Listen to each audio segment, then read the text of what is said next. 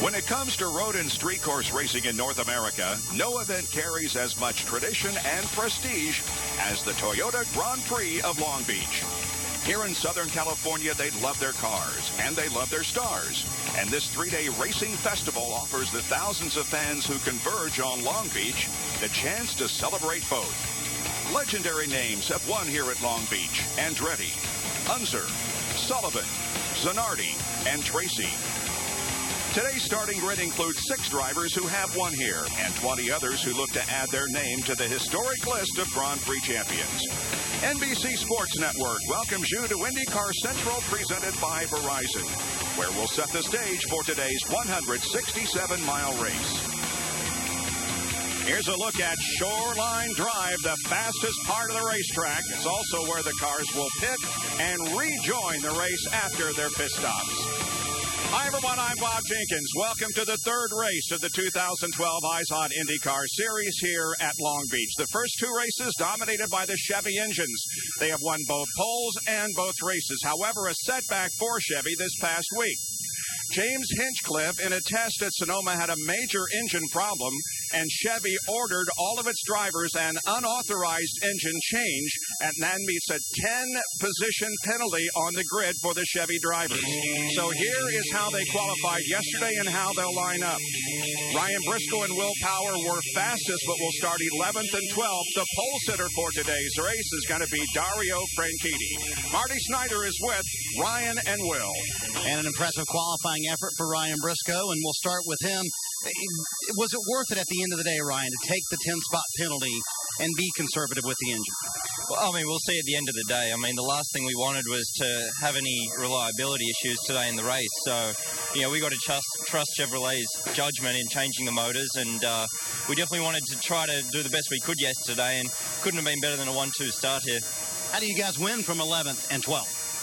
I think it'll be tough today. I mean, the strategy, it's looking like it might be a 2-stopper, but I feel like we've got the pace to pass a few cars. It's a long race, 85 laps, and a lot's going to happen out there. There could be a few little accidents, and we've just got to try to make advantage of all those situations. Well, you were able to do it at Barber from 9th using some strategy, so you maybe use the chrome horn a little bit today, move some people out of the way?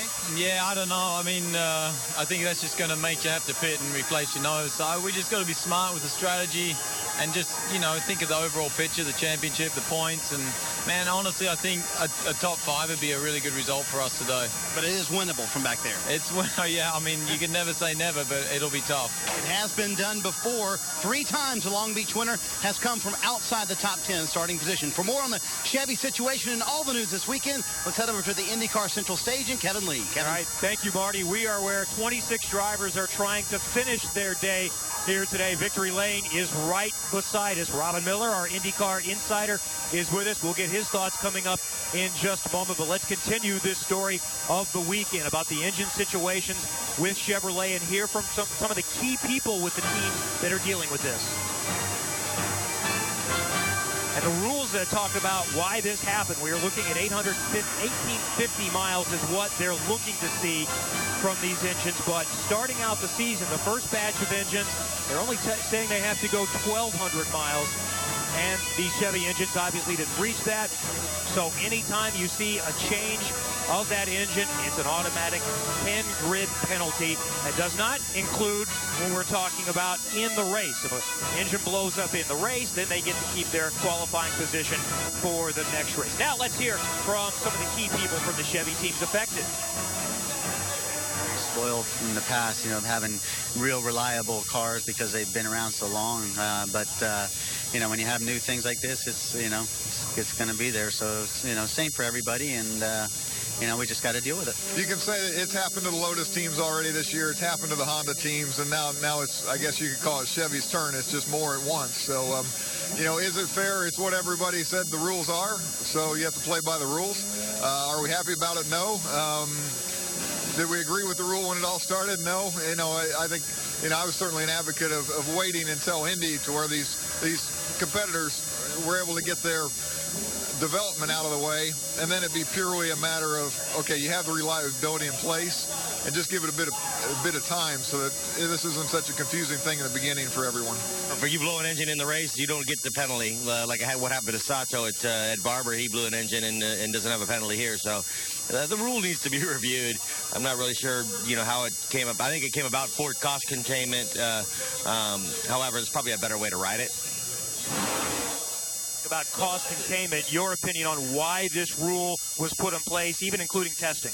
Kevin, in the 90s, IndyCar racing had a lot more money than common sense. So you'd go to a race weekend, you'd have a practice engine, you'd change it for a qualifying engine, you'd change that after qualifying for a race engine. Teams were spending $300,000-$400,000 a weekend on engines because everybody had so much money.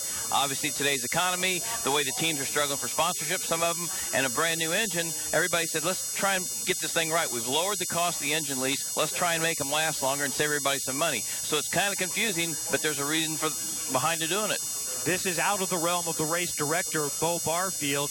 Will Phillips is the VP of Technology with IndyCar, and we asked him why they didn't consider changing it after the season started.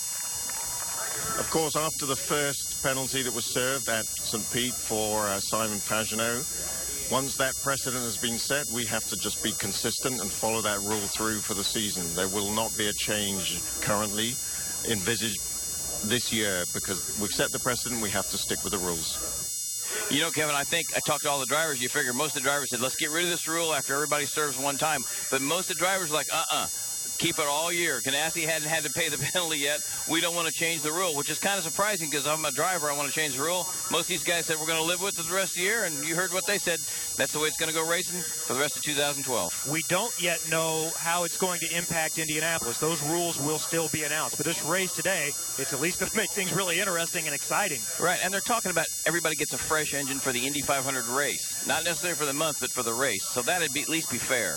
All right, we'll have more with Robin Miller throughout the day during our race coverage. One of those guys that is quick and is affected is with our Townsend Bell.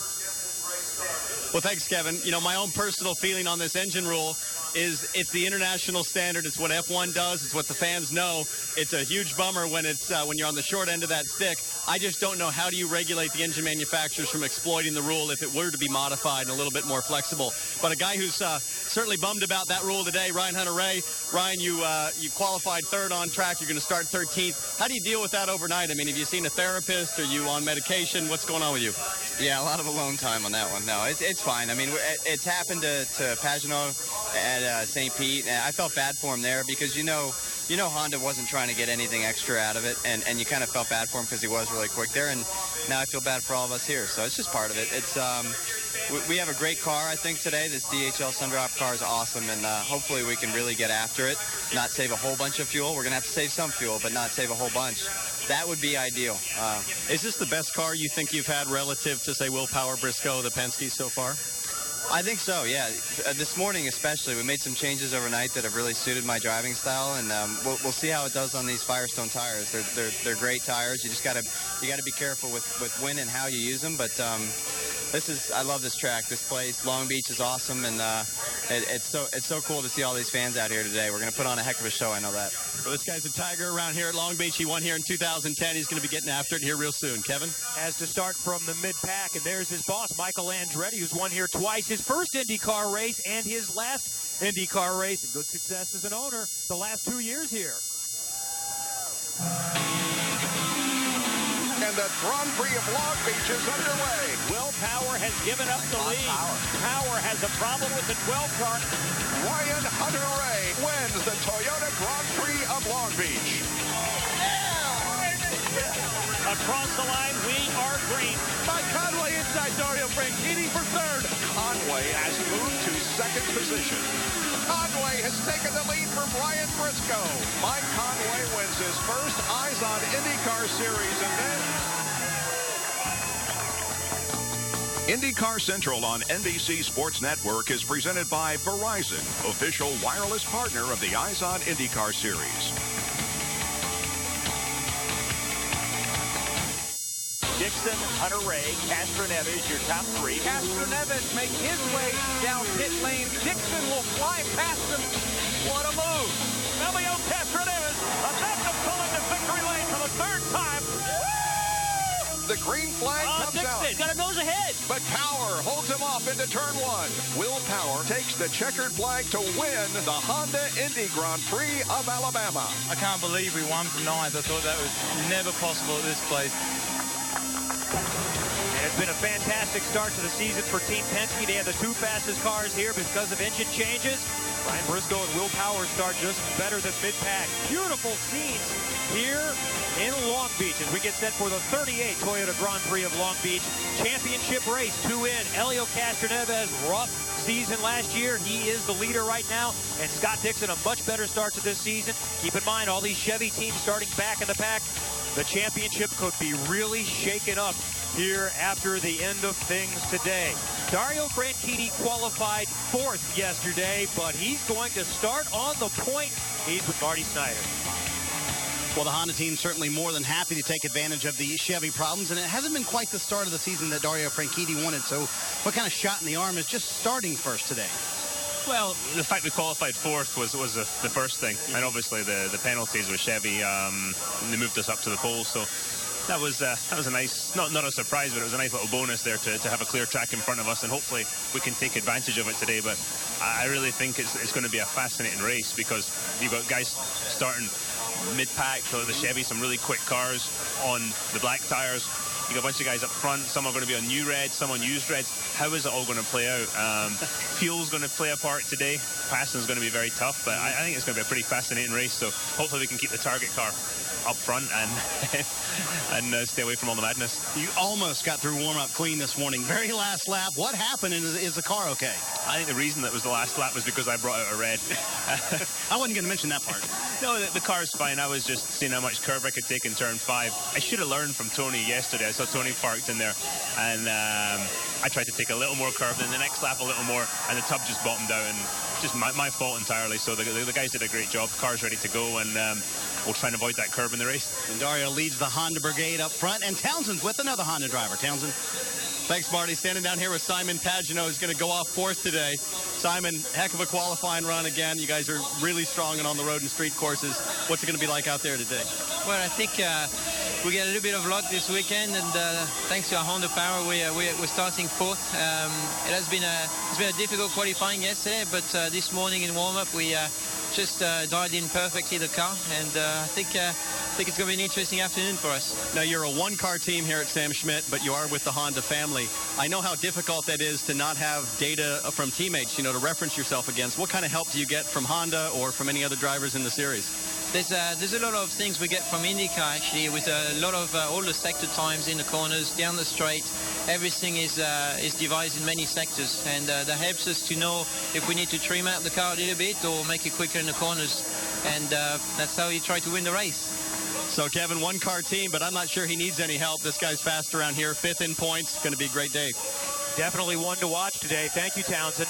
Well, Grand Prix weekend here in Long Beach really is a 3-day festival of racing, and one of the favorite events is the Toyota Celebrity Race. And among those taking part were Oscar winner Adrian Brody, defending champion William Fichtner, and Brian Clausen. The Toyota Celebrity Race is a fantastic event that benefits racing for kids. Toyota donates $5,000 on behalf of each driver, and since 1991 has raised over $2 million for racing for kids on behalf of the race and its participants. A lot of action in the event yesterday, maybe a little more action than some would prefer. A few incidents on track, and Adam Carolla came through unscathed and goes to the top of the podium. Adam Carolla, the winner yesterday in the Toyota Celebrity Race here at Long Beach. Well, there's a look at Justin Wilson. He's going to start 3rd today. He's got a real chance to win. He's been the runner-up here 2 times on the streets of Long Beach. They are on top of the rooftops. I've got a good seat, but that might be even better. Stay with us from Long Beach.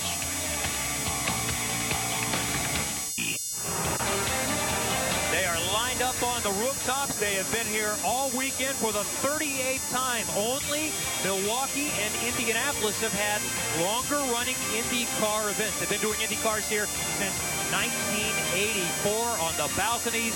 Everywhere you could cram them in. A great crowd, perfect weather here at Long Beach, and a look down pit road. And you'll notice as you look in there, there are no Chevy cars at the front.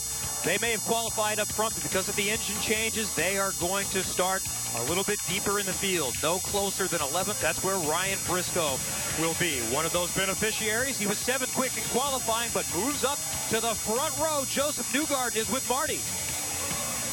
Well, I have found a very happy young man, Joseph Newgarden. Did you ever think your rookie season, Long Beach Grand Prix, one of the most prestigious races of all, you'd be starting on the front row with Dario Franchitti? No, I mean, I knew it was possible. Sarah Fisher Hartman Racing, I have so much faith in these guys. They're an unbelievable group. They've given me all the tools that I needed to do a good job for them and make that car quick. So I'm not really surprised. I've been more disappointed in myself, with some of the driving that I've done. I really don't think I've maximized the car that we had and the potential that we had. So, the cool thing is we're getting better and better each race, and that's really the goal. You got to keep improving all year long because that's what everyone's doing in the paddock here. So real excited for everything that they do. Glad to be with Honda. It's such a great group, and I think we're going to have a good race today. Man, you have really turned some heads in these first 2 races, yet you seem so relaxed. Is there any pressure on you to prove yourself? I think Firestone Indy Lights was a good training ground. I've always been here in, the paddock with the same type of people. Yeah. So you know what's going on. There's nothing new to really expect. It's just been a really good training ground. And the transition into Sarah Fisher Hartman Racing has been really easy, too. So, they've made it easy on me, and it's been a lot of fun. So I feel pretty at ease. Do you approve of this nonsense going on back here? I think your interview's being bombed. He's everywhere. He's got to get this thing going. So don't you get enough TV time already? He's trying to get himself on the front page of GoDaddy.com. He needs to get it. I mean, James, he's a pretty funny character, so. Tell him to get his own interview, right? Yeah, no, exactly. He keeps trying to budge into all my stuff, so I got to one-up him now. Right, exactly. Kevin, I hope no one's bothering you over there on the stage. No, I'm good. Robin Miller has been ushered away, so we are safe up here on the stage. Well, we are getting set for the Indianapolis 500, and a week and a half ago, we had testing 9 different cars out at the Indianapolis Motor Speedway. There's a look at Mike Conway and A.J. Foyt's car. Quickest, Marco Andretti, 218.6 miles an hour. Tony Kanaan was second quickest. We see Ed Carpenter rolling in. The drivers said the cars were more stable, should find more speed by the time we get to May. And rookie orientation the same week at Texas Motor Speedway with Simon Pagenaud, Joseph Newgarden, Brian Clausen. And he's not a rookie at Indianapolis or on ovals, but our own Townsend Bell got an opportunity to get in the new car for the first time. We bring him back in. So Townsend, what was your first reaction to this car? Well, Kevin, there was a great deal of anticipation for me, not knowing what to expect driving this new Dallara. First impression, it was a lot like a Formula One car in terms of the way I sit. My feet are a little bit higher with the higher nose. True left foot braking setup. Left the pits with a hand clutch for the first time since I drove an F1 car years ago until I put my right foot down. And man, I got to say, a little bummed. It wasn't as much power as I wanted. Somewhere in the 500s, I guess. Boost pressure down for the ovals. I'm starting my drive right now. These things need more horsepower. We need to be going faster. I don't like 215 at the Speedway or, high 207, 208 at Texas. I want to be getting after it. That's what this sport is about. So I'm driving, start my push now. Raise the horsepower, drop the weight. Let's get these things going. Like it. Can't wait to see it. And I hope we'll see Townsend Bell in the Indianapolis 500 again this year as well. Well, we are nearly ready to go, and there's the fastest in qualifying. Let's see what Ryan Briscoe can do from just past mid-pack, starting 11th today. And there's Rubens Barrichello, still learning these circuits. He's the only driver that's never raced here before. Well, don't forget, you can get live streaming from the Verizon app called Star Indy for live in-car cameras, driver pit crew chatter, and more. Download IndyCar Mobile only from Verizon. Parade laps are going right now. Helio Castroneves taking his trip around and certainly hoping for better results than what happened last year when he came together with a teammate. Long Beach on the restart, Elio was on the inside of Oriel Servia. Unfortunately, my mistake of my part. Probably braked a little late, locked up, but that was enough to go a little bit too far. He took out his teammate. I can't believe it. Castroneves takes out Will Power. Oh, is he in trouble? And when I saw Will where he was already turning and I ended up hitting him and taking him out of the race, I spun out, and that was that. It wasn't deliberate. Certainly, when you hit your teammate, it's not fun. I felt so terrible. I take the full responsibility for that.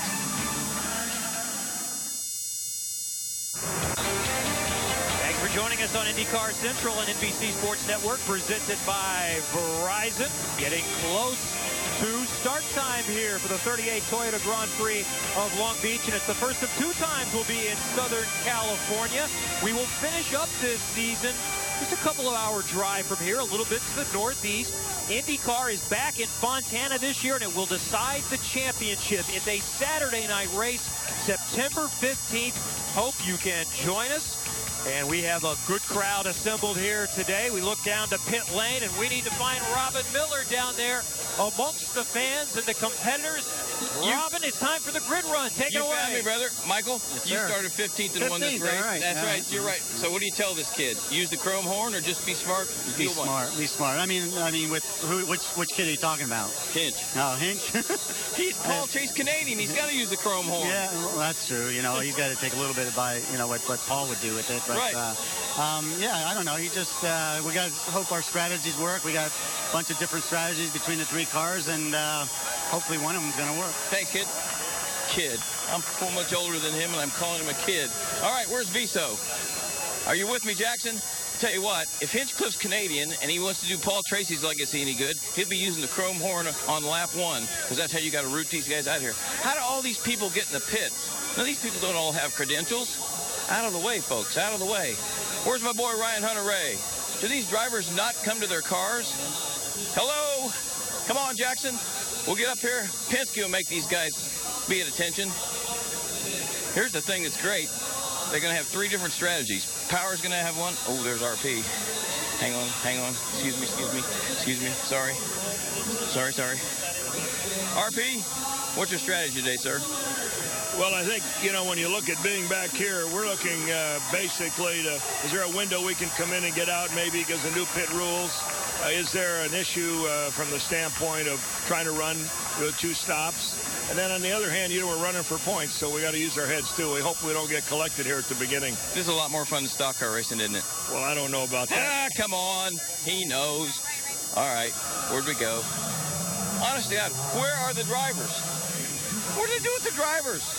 This is the non-driver grid walk. Here comes Sam. Sambo, what's Pagano going to do today? Starting 4th. He can win this thing. But found a big one this morning, so we got some speed. Now, did you tell him to use the chrome horn or be a nice guy? Whatever it takes. Whatever it takes.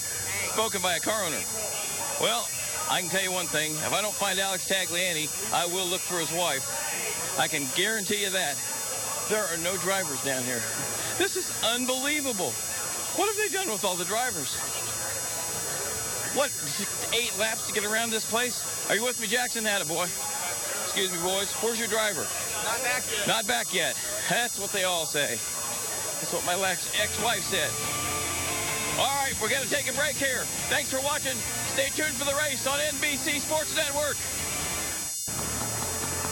IndyCar Central on NBC Sports Network is presented by Verizon, official wireless partner of the IZOD IndyCar Series.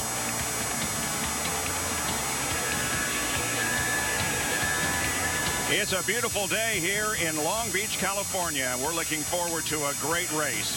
First of all, we will get down to the opening ceremonies. First up is the invocation. That will be followed by the national anthem. Down on pit lane we go. And now, ladies and gentlemen, if you would all please rise. It is time for the invocation offered today by Father Frank Kelly from St. Anthony's right here in Long Beach. Father? Thank you.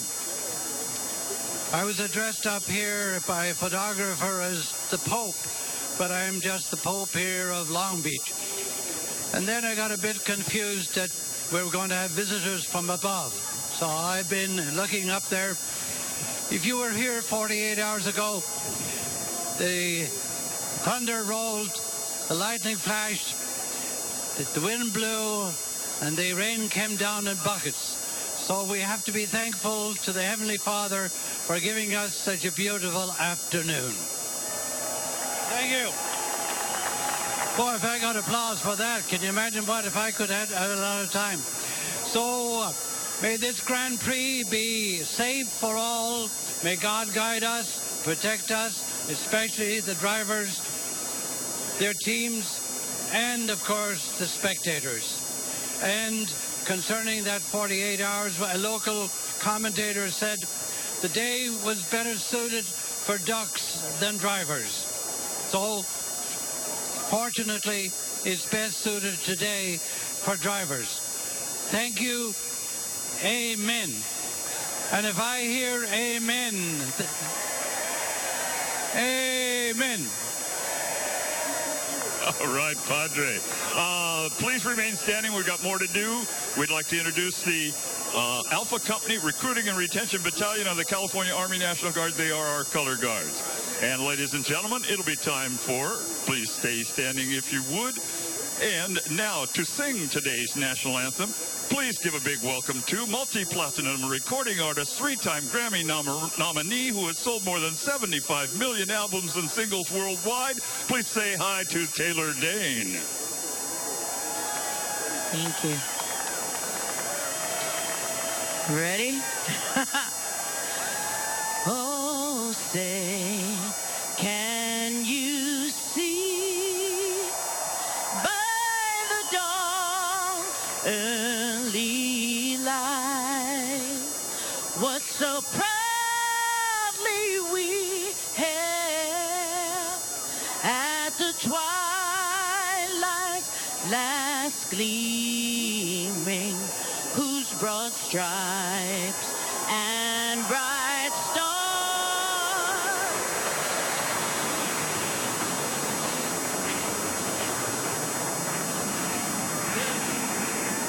through the perilous fight, all the ramparts we watched were so gallantly streaming, and the rockets red glare, the bombs bursting in air, gave proof through the night that our flag was still there.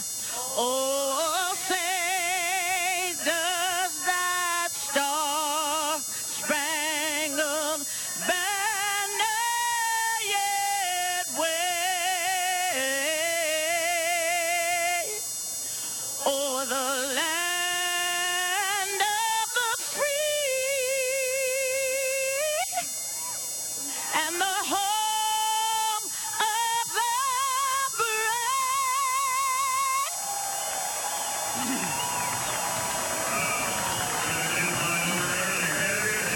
Stirring rendition of the national anthem by Taylor Dane, and the area up here that we're standing on shook when those F-18 Hornets flew over. Very, very impressive.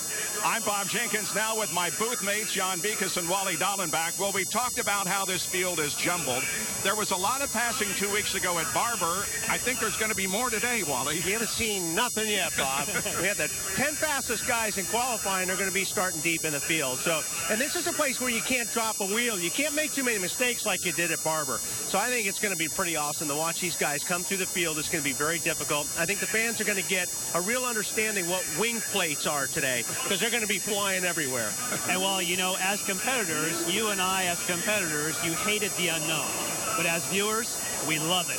There's so many unknowns. You talk about the scramble and the grid. Well, there's also a scramble of tire choice. What tires do I go with? Well, it's been nearly a 50-50 split between the two. Now, you heard Roger Penske say new pit rules. If there's a caution, they may not close the pits. That's going to scramble that. That's an unknown. And then finally, in the invocation of all things, we were reminded of the big rain showers on Friday. Very little track time. They've had no long runs. So the teams don't know what to expect. And besides that, it's much warmer today than it was yesterday when the sun was shining. So in that respect, it's going to be different.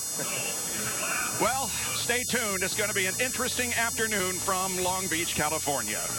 Thanks for watching IndyCar Central on NBC Sports Network, presented by Verizon. Drivers are getting in their cars. We'll have the command and the green flag when we come back.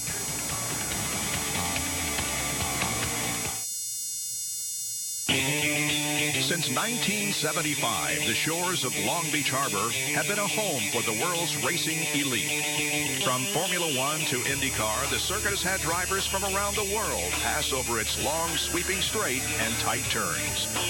Champions like Andretti, Unser, Tracy, and Zanardi have all etched their name in the harbor's historic past. But today is all about the next chapter to be written. With the sounds of turbo screaming and thousands of cheering fans, the beach quietly waits for its next champion.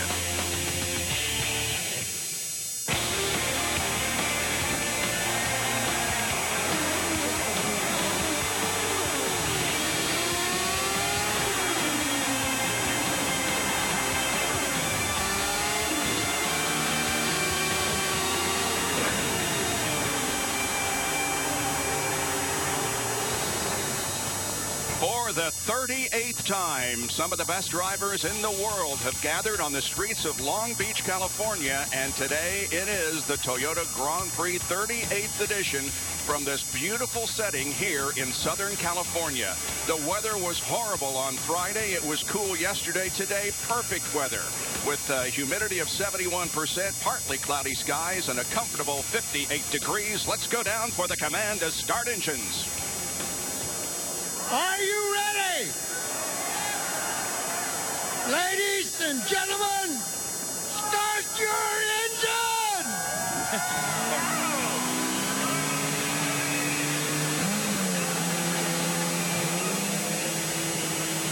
Well, guys, Parnelli was really getting after it there. I got 26 of my fellow whack jobs behind me. This is going to be one of the craziest races in history with all those Chevys back there. It's getting gnarly. I'm out of here.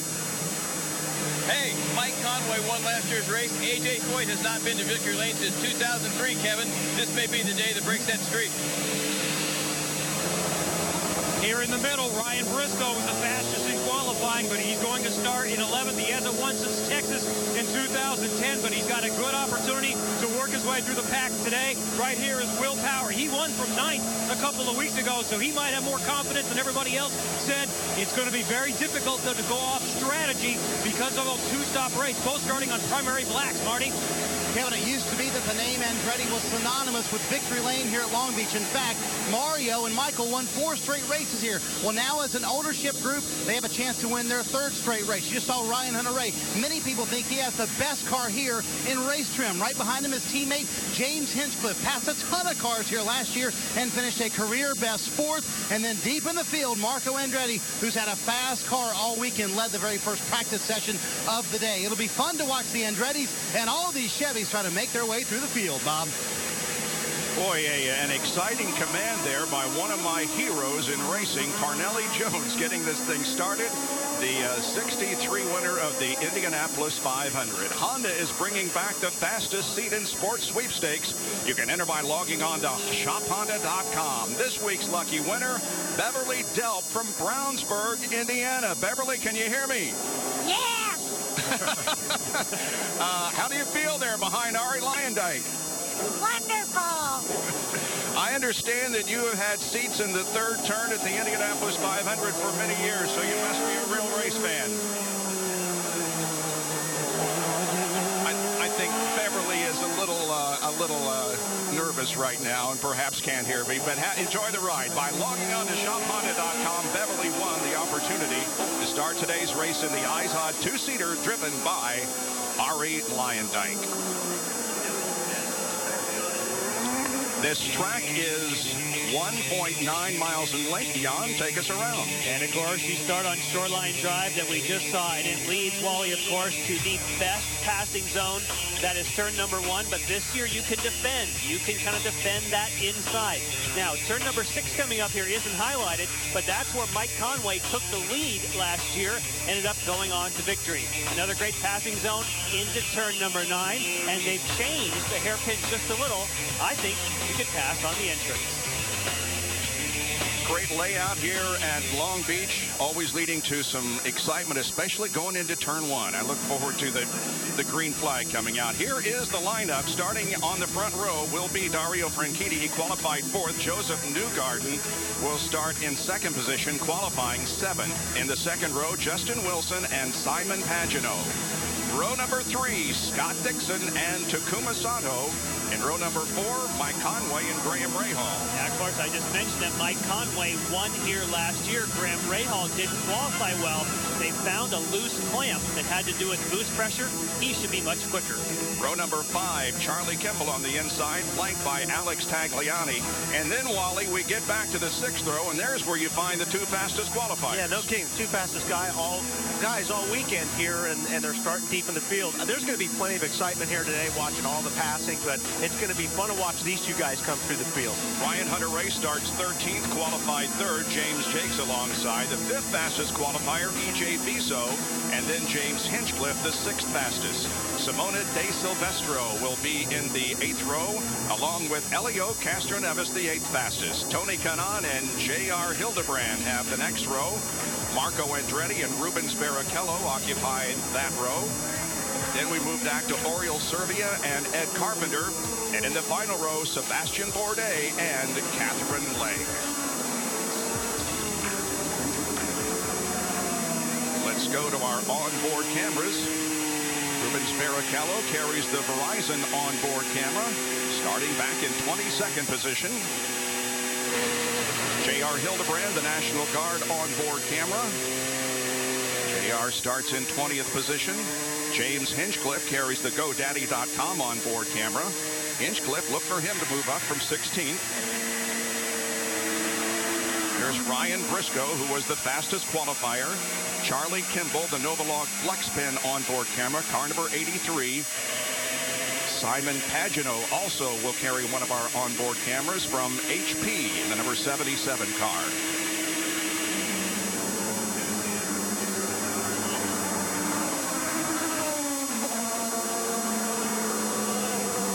Here are those starting on alternate tires, starting on the reds. And they include Marco Andretti. So look for these guys to get off to a good start. Alternate is the red or faster tires. The red stripe will identify them. They're softer but faster, but don't last as long as the harder compounds. Now here comes Marco Andretti. Kevin? And Marco did not qualify well yesterday, but that was essentially by design. They gave it up. They knew they had a 10-spot penalty coming, so they saved a set of red tires. They've got 3 for the race today. They're on blacks. Look for them to come in maybe as early as lap 3 to get off of those, and they'll make it a 3-stop strategy, Marty. Well, Kevin, we've talked all afternoon about the guys starting in the back. Among them, our championship leader, Elio Castroneves, who told me moments ago he's terrified about turn 1 because he thinks it's going to stack up in front of him. So look for Elio and a lot of other guys to maybe actually back off going into turn 1. Let the melee that might happen in front of them happen, and then they can get clear of it after that. Cars being ordered to get nose to tail so they can come off of turn number 11 and begin to line up side by side for hopefully a very interesting start. Joseph Newgarden, last year's Firestone Indy Lights champion, gets his best start in an Indy car. There he is lined up in 2nd position. It's a blue and white car, and they put orange tape on the wings and on the front wing and mirrors and the front wing and the rear wing. So that will be an interesting way to identify that car. One of the things they're going to do for this start is that Bo Barfield wants to lead the pace car. Back up, let's go, let's back up. So that they pack up. Another -10, please. Yeah, they want to get these guys bunched up as much as possible so we get a start. You know, we get at least 4 or 5 rows side by side when they throw the green flag. In fact, something we haven't seen for a very long time, the pace car will go through the hairpin. Come on, guys, let's catch up, let's pack up. They want everybody packed up so they can get as many rows as possible off of the hairpin. Remember, speed is good. New rules. As soon as the green comes out, you can pass. If you're in the hairpin, you can start passing the moment you hear on your radio, green, green, green. We are just about ready. They're through turn number 10. The hairpin will be next, and then the straightaway lined up pretty good, beginning to come into order. We saw the Indy Lights race earlier. There was about a 5 cars abreast as they went into turn number 1. I wouldn't doubt, but what we would have at least that many for the IndyCar race. Here they come, about 6 rows lined up perfectly, and the green flag comes out. The Toyota Grand Prix of Long Beach is on. That looked good. Watch Justin Wilson in 4th, red and white car. He has the inside line on Pagano. Newgarden looks to the outside. Oh my! Wow, did he Clobber. Yep, he didn't make it. It looked like he was wide. All right, buddy, keep it rolling here. Keep it rolling. Wow, too bad for Joseph Newgarden, the first rookie to start on the front row since Robert Dornbos at Kansas in 2009. But it would appear as if his race has come to an early end. Yeah, I got you. Go ahead. No full course caution yet. Race remains under green as Dario Franchitti has the lead. That was very surprising, Wally, because Joseph Newgarden had ducked behind Dario and then rethought it and decided to go around the outside. Now it goes full course caution. Yeah, I saw that too. It looked like he was going to just drop back in and let things settle out, but instead he went to the outside of Dario and clipped the tires as he went through corner one. As I talked to Joseph's engineer, Nathan, just before the start of that race, he said this guy didn't seem like he's intimidated by anything about being on the front row. He said not at all. He does not put these guys on a pedestal. Got to say, maybe he should have just there in the first corner. Probably should have been a little more careful. It's Franchitti, Pagano, and Wilson, the top three at this point, as the first full course caution has come onto the racetrack because of Joseph Newgarden. And the Homatro safety team has arrived at the scene of the incident. Here it is. No contact between the two. He's just flatly outside the groove. You don't think they touched you, Wally? Ah, boy, he sure swung around pretty hard. I think this is a great angle right here. Let's see if the... Yeah, I think he did make contact. That thing just got sideways really, really fast. Now Take another look. Here, Jan, is when he fell in behind Dario. Yeah, it's too tempting, though, especially when you're a new guy. Let's see. Take a look. Yes, I believe there was contact because he just got sideways too hard there. So, no, it's too bad. Hey, you got to give it to him for going for it. I mean, you know, it looked like there was plenty of room. All right, the incident is under review by the stewards. And that, of course, is the team of Sarah Fisher, Hartman Racing. Newgarden causes the first caution here at the Long Beach Grand Prix. The Toyota Grand Prix of Long Beach on NBC Sports Network is brought to you by Toyota, moving forward. By Novolog FlexPen. Ask your healthcare provider about the benefits of FlexPen today. And by TireRack.com. Research, buy, deliver, install. Tire Rack.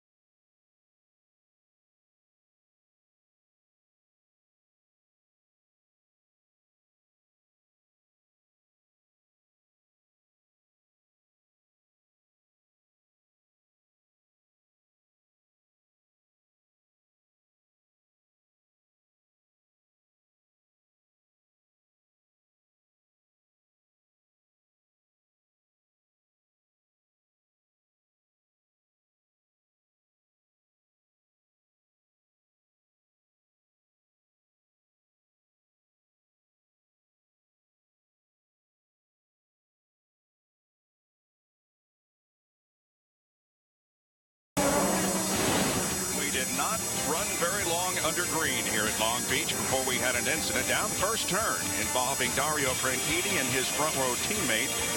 That would be Joseph Newgarden. Now, race control has just informed us that they have taken a look at this situation and they are going to offer no penalties whatsoever. There's Ryan Hunter-Ray. He passed 4 cars at the start of the race. Started 13th. He's currently up to 9th. Here's the start of the race. He's obviously easy to spot. Oh, wow, look at him go up the inside, Ryan Hunter-Ray. But what? And there is where Newgarden came in contact with the tires. Everybody did a nice job of avoiding the tires that have been put out closer to the racing line. Here's Ryan Briscoe's on board.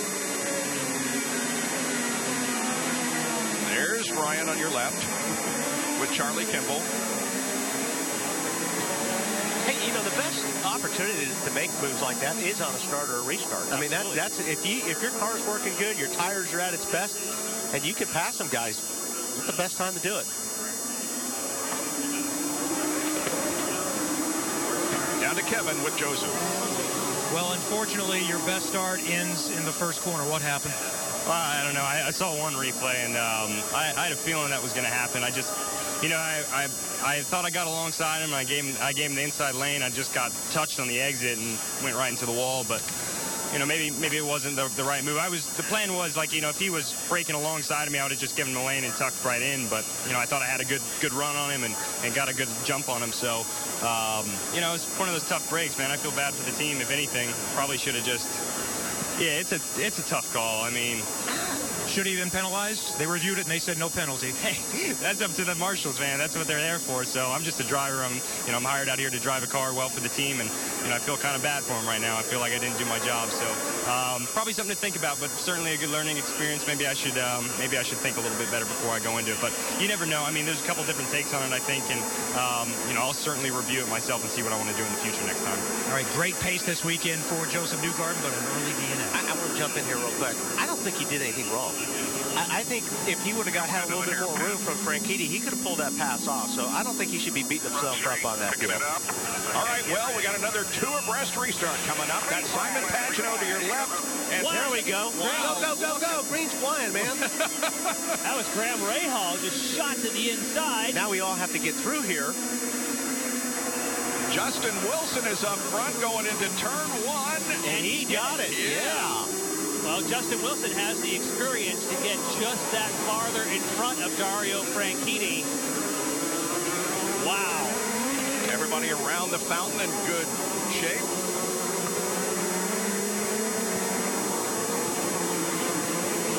And remember, this is all done without any kind of push to pass. It's all on the drive that you got when they said green. You could just see all the cars lurch. You know, there's been a lot of talk about how the twin-turbo Chevrolets accelerate more quickly. Well, Justin Wilson, of course, he was racing with Hondas, but that thing took off like a rocket. And Justin Wilson has not shown it. Yep, making a move. Going to the inside of Simone de Silvestro. Elio carrying AAA colors once again. Oh, there you go. Using a chrome horn, as Robin talked earlier. A couple of Penske cars right together behind Mike Conway. Of course, Ryan Briscoe, then Will Power. Briscoe and Power, the fastest qualifiers yesterday, starting 11th and 12th on the grid. Charlie Kimball, there's Graham Rahal. Right behind them is Ryan Hunter-Ray in yellow and white.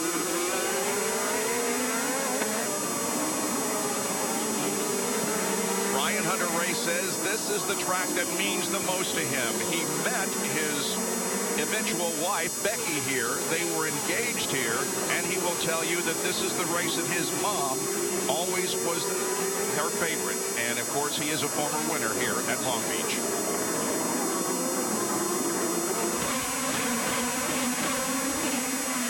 See where we're at here. Let's go to mixture 5.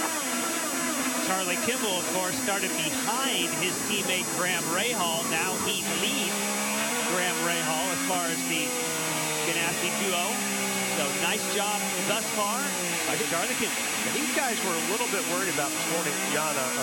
They were not getting the fuel mileage that they were hoping to get to make this thing a 2-stop. Their goal was kind of like get everything you can, because they're probably going to have to stop 3 times depending on how the cautions work out. They've had a little bit of help so far with that early caution. Riding on board with Kimball, who is 6th.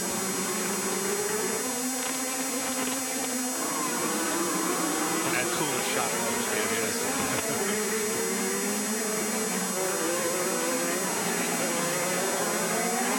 It's J.R. Hildebrand behind Simona de Silvestro in the National Guard colors, number 4. Be very interesting. You'll see a mix there. She, of course, is on the black sidewalls, and you can see clearly on board that JR has the red sidewalls early on. He should be able to be much quicker. Then if it turns out to be a long stint, maybe that's advantage her. Kevin? Marco Andretti, we had said earlier, we expected him to pit earlier. They put tires out about 2 laps ago, then took them back. Now they've just gone back over the wall, so they've been going back and forth on what the strategy is. I'm guessing, guys, there's a concern here. If we get a lot of yellows, then it's going to be pretty difficult for a 3-stop strategy to finish up at the front.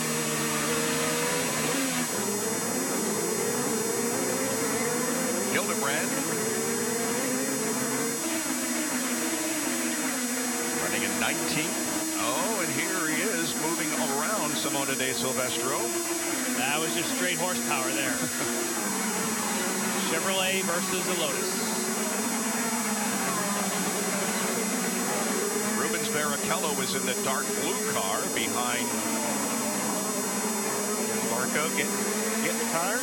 Marco is in. He was on the primaries. Now he's on one of his 3 sets of sticker, alternate, softer tires. And keep in mind, too, he gets out and he can run quick laps in clear traffic right now.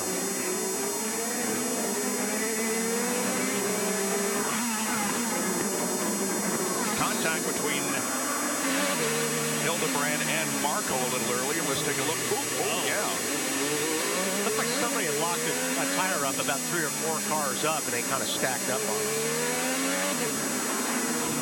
Justin Wilson, while we're watching the action back in the pack, Justin Wilson continues to lead here. He's built up a 3.5-second advantage over Dario, and this is the first time that Justin Wilson has led a race since from the pole at Toronto in 2010. He's there checking he is. out, Bob. Yeah, he is. Going. And 3.5 seconds, wow. As I said, he hasn't really shown much this year driving for Dale Coyne Racing at Barber 2 weeks ago. Started 19th and finished 19th, but he was very fast in qualifying yesterday and has the lead here in the early going this afternoon. There's the advantage he has over Franchitti. Right behind Dario is Simon Pagenaud. Bob, it's Townsend. This is huge for Justin Wilson. I mean, just 2 weeks ago at Barber, he was absolutely sideways out of control that whole race, just hanging on. It's going to be fascinating to see how the tire wear holds up on his car. So far, this is a massive improvement for him. Also for Dario, what a difference 2 weeks makes running to the front, Long Beach. Right now, Justin looks really strong. He really does. He won the pole here in 2008. His best finish, however, was second in 2006 and 2010.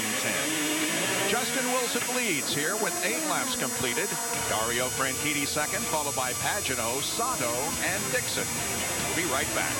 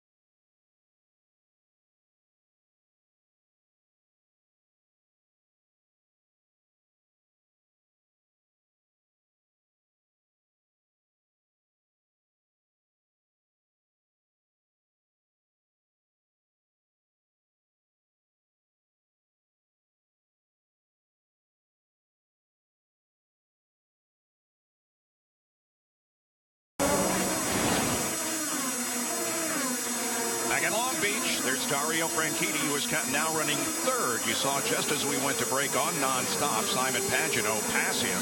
So Dario's third, and Takuma Sato on the blacks is running fourth and staying right up there with him. You know, Jan, I question if Franchitti doesn't maybe have a little damage on that right front with the contact with Newgard.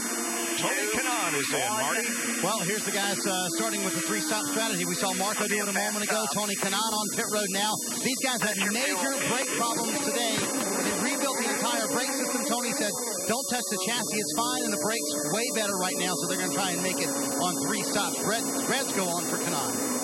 And Kanaan has been running the green Geico-sponsored car. The primary sponsor this week is Mouser Electronics, and so it is a two-tone blue car. Guys, a quick update on Dario Franchitti. His team is working his fuel strategy, so he is already in fuel save mode to match his number, make sure he's on strategy. So I don't think he's too worried about losing that spot. Never want to lose it, but nonetheless, he's driving to a fuel number. Kanaan and Marco Andretti are now together on the racetrack. Showing you the difference between cold and hot tires. He should be able to get him here on the approach to turn to home. See, Kanaan now is starting to develop a little bit of pressure, a little bit of heat. And there's third place. Sato, as you said, Bob, on the blacks. Gets it done. Wow.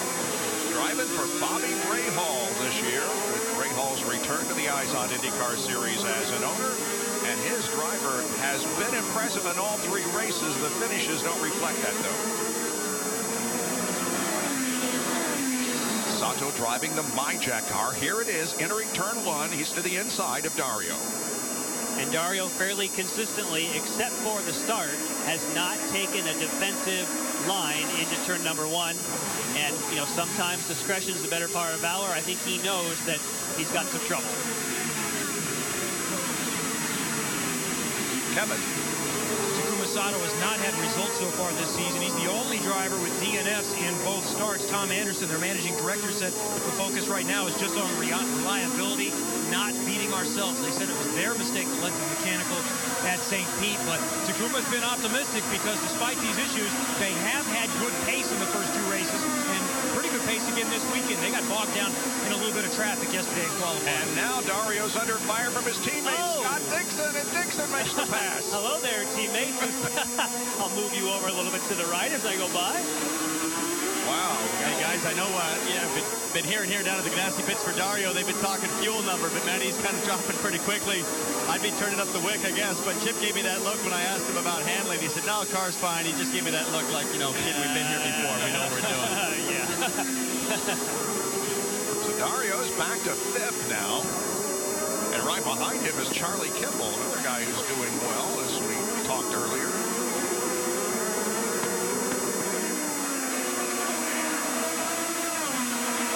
Justin Wilson, meanwhile, has pulled out to a 4.5-second lead over Pagenaud.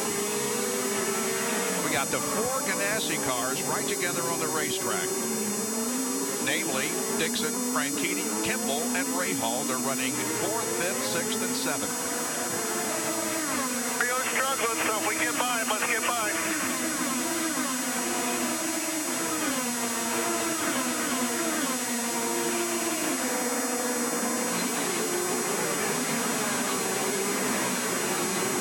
That would be Mitch Davis on the radio to Charlie Kimball, and that's the kind of cheerleading you want to do, Wally, is you're saying, look, guy ahead of you is having trouble, let's capitalize, let's go, go, go. I drove for Mitch. Mitch is as impatient as a driver is. I mean, he's one of those guys, he doesn't care what is in front of you, he wants you to pass him. If you only get by, that's okay, too. Mike Conway in the ABC-sponsored car. There is Ryan Briscoe, who really hasn't moved up that much. He's currently 10th. He started 11th. Briscoe in number 2 on board with him.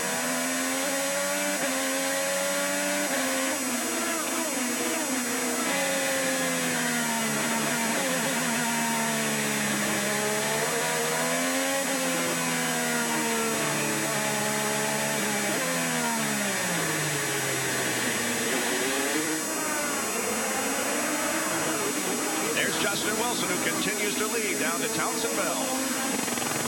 Hey, Bob, yeah, I'm standing down here with Dale Coyne. Dale, hey, Dale, last week, 2 weeks ago at Barber, man, you guys had a handful. Wasn't a great run for you guys. It sure seems like things are looking good now. Yeah, we went there with a sprint car. It was loose as can be, and we got to figure it out a little better here, obviously. And Justin's doing a great job. Snapped that lead away right away, and now he's pulling away a little bit. So how much fuel are you burning here? As little as we can, and see how it goes. So.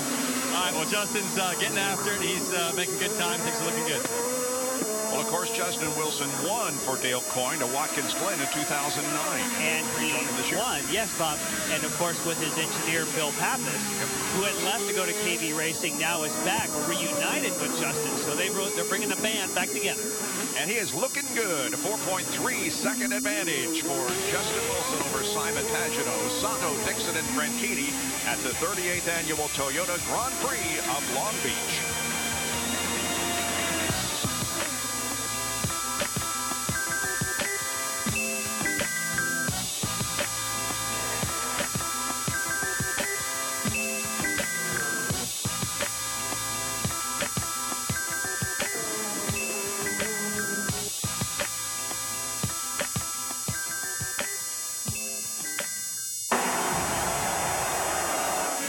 Some are moving up, some are falling back, Jan. And, of course, that's Dario Franchitti on the restart. First, the original start, when it looked like he might be falling back. Then you've got Simon Pagenaud. Makes it up the inside of turn number 1. Almost carbon copy here for Sato. Plenty of room between cars until his teammate comes along and says, hello there, Dario. Moves him to the right, and certainly Dario is struggling to maintain the pace, and no one is maintaining the pace of this man, Justin Wilson. Upping his advantage to 6.9 seconds over Pagenaud. Charlie Kimball, just as we went to break. Let's see what happened to him. Under attack from Graham Rahal, who moves to the inside and passes his teammate. Well, no, he didn't. He almost did. Oh, look, Kimball got Newgarden and Franchitti didn't do that earlier in the race. All right. We got Bourdais. Sebastian Bourdais, who had moved up 5 positions since the start of the race, is in the tires. Side or the other. Sorry, I lost it. And there you hear it. He lost it. There's your answer. Sebastian Bourdais, a 4-time champion in the Champ Car Series. How bad's the damage to the front? Now, this could be the first opportunity for the pits being open. Yep. So the pits are open and full course caution. There you go. Just to be sure that he was perfectly clear. Bring it down, put it right on the marks. Here we are. 3, 2, 1. Hey guys, Justin Wilson pulls in here. I'm just in the pit wall watching him. Blacks go on. They got a great handling car. One of the best runs for him in a long time. He's finished second twice here before. Now Townsend, of course, what happens here is that you have spacing between cars. That's why Bo Barfield has chosen to do this. They're not packed up first and then pit. They're coming in spread out. It's so much safer. But what an advantage for Wilson. Oh, and he hits the tire. That's going to be a penalty. Yep. Go. Scott Dixon pits from the 4th position. Slick black tires on for Scott Dixon. They never said a word about saving fuel that entire run. Also, Mike Conway, the winner here last year, is in. They're going to send him out. They're having some trouble getting out of pit road. A long stop for them. Slick blacks for Conway. Kevin? Will Power just came in and made a stop. He has only picked up 1 spot in the pits so far. That might have taken a little bit longer than what they wanted. We'll check on that. Meanwhile, they continue to get the car of Sebastian Bourdais out of the tires. Now, for Simon Pagenaud, where you saw that contact with the wheel, I said that'll be a penalty unless someone put a tire out where it shouldn't be. So if the tire is inside the box. He turned? Yeah. He actually turned to the right, so I'm sure somebody is coming over to his left. Yeah. Yeah. He was trying to make room for traffic, but that tire was where it was supposed to be. Now here is the Bourdais. Rear brake. Yeah. He had a lot of rear brake in it. He got sideways when he jumped on the brake, and boy, just not enough room to save yourself in that corner. I don't know if there's a whole lot of damage though on the front of that car, but Christian Bourdais had a 9th place finish at Barber. Not going to be quite that good today here at Long Beach. More when we return.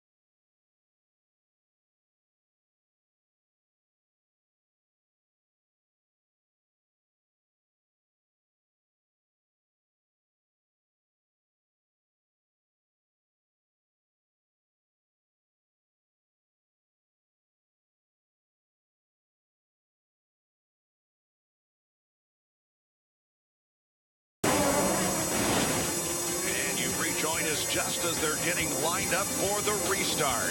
The first 7 cars, namely Sato, Franchitti, Hunter Ray, Briscoe, Hinchcliffe, Castroneves, and Hildebrand did not pit, so they're up front. Justin Wilson, who was leading, is in 8th position. 2 by 2, they come off of corner number 11. Here we Something go. wrong with Franchitti. He had a terrible start. Dario just gets left in the dust. They're going to run him over. Ryan Hunter-Reay moves to second. Split underneath Franchitti.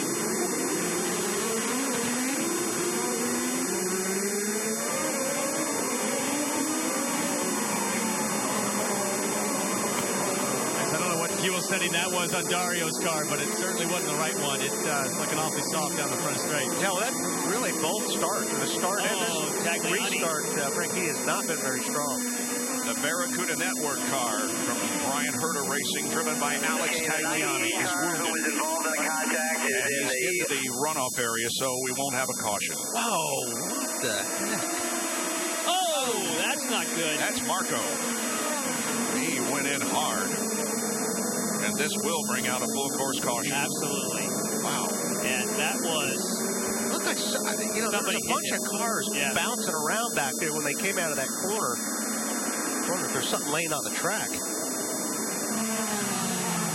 Ray Hall got no rear weight. Come in here. Come in the back door. Catherine Legg. Yep. Well, let's bring it in. Bring it in here. They're scattered all over, different parts of the track. Yeah. Now, there was definitely... Well, we'll go back and see. But the way that Marco, there was some kind of contact. It just sent him just flying. J.R. Hildebrand makes a pit stop. Meanwhile, he did not. It's a good idea. Yeah, on the most recent caution, but he does now. Hildebrand is away.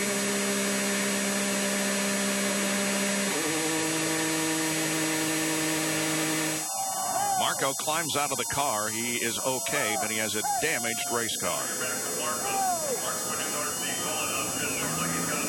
Hold on here. Just hold on. Graham Rahal gets some work.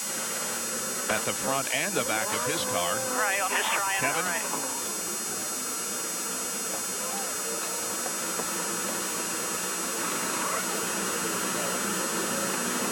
Looks like it might be the end of the day for Graham Rahal. It's more than just the rear wing assembly, which they can change, but Graham is climbing out, so significant damage for that car after he apparently got catapulted by Marco Andretti.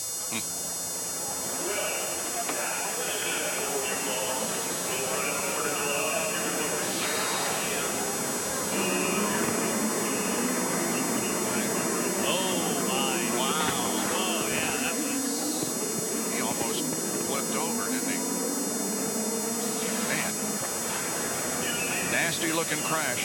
Guys, I'd like to actually see that in slow-mo just because when Marco popped out at the last second, Graham gave a little dodge, and I think that might have caught Marco off guard there. And then Catherine Legg is also in the tires. They've gotten her car out.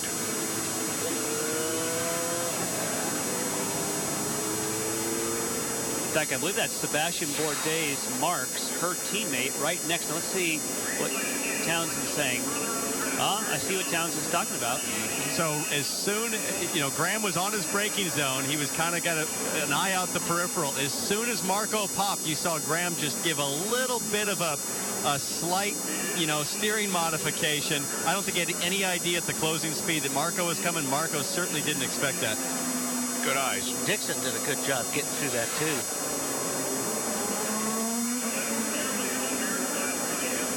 Which, what a change of fortune for Dixon, because normally if Dixon's anywhere near something like this in the early part of the season, he's right in the middle of it.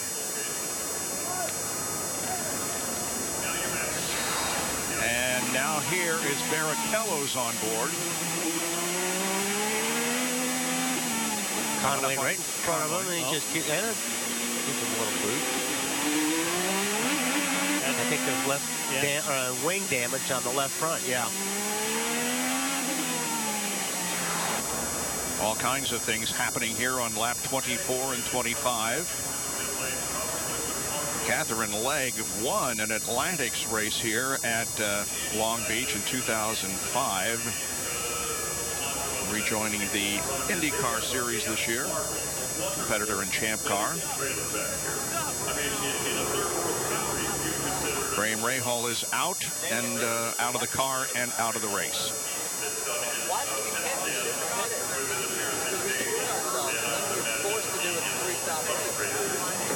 The car will go back to the wall and be repaired for the next race, which will be 2 weeks from today in Sao Paulo, Brazil. And Mike Conway has stopped on the backstretch. About 6 or 7 cars involved in something here in the last 5 minutes. Yeah. They got defending champ.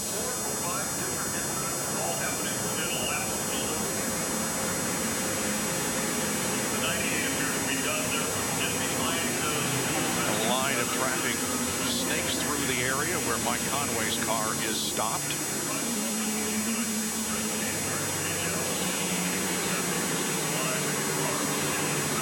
And we also see that Sebastian Bourdais is back on the racetrack. We'll take a break during this full course caution here at Long Beach, California.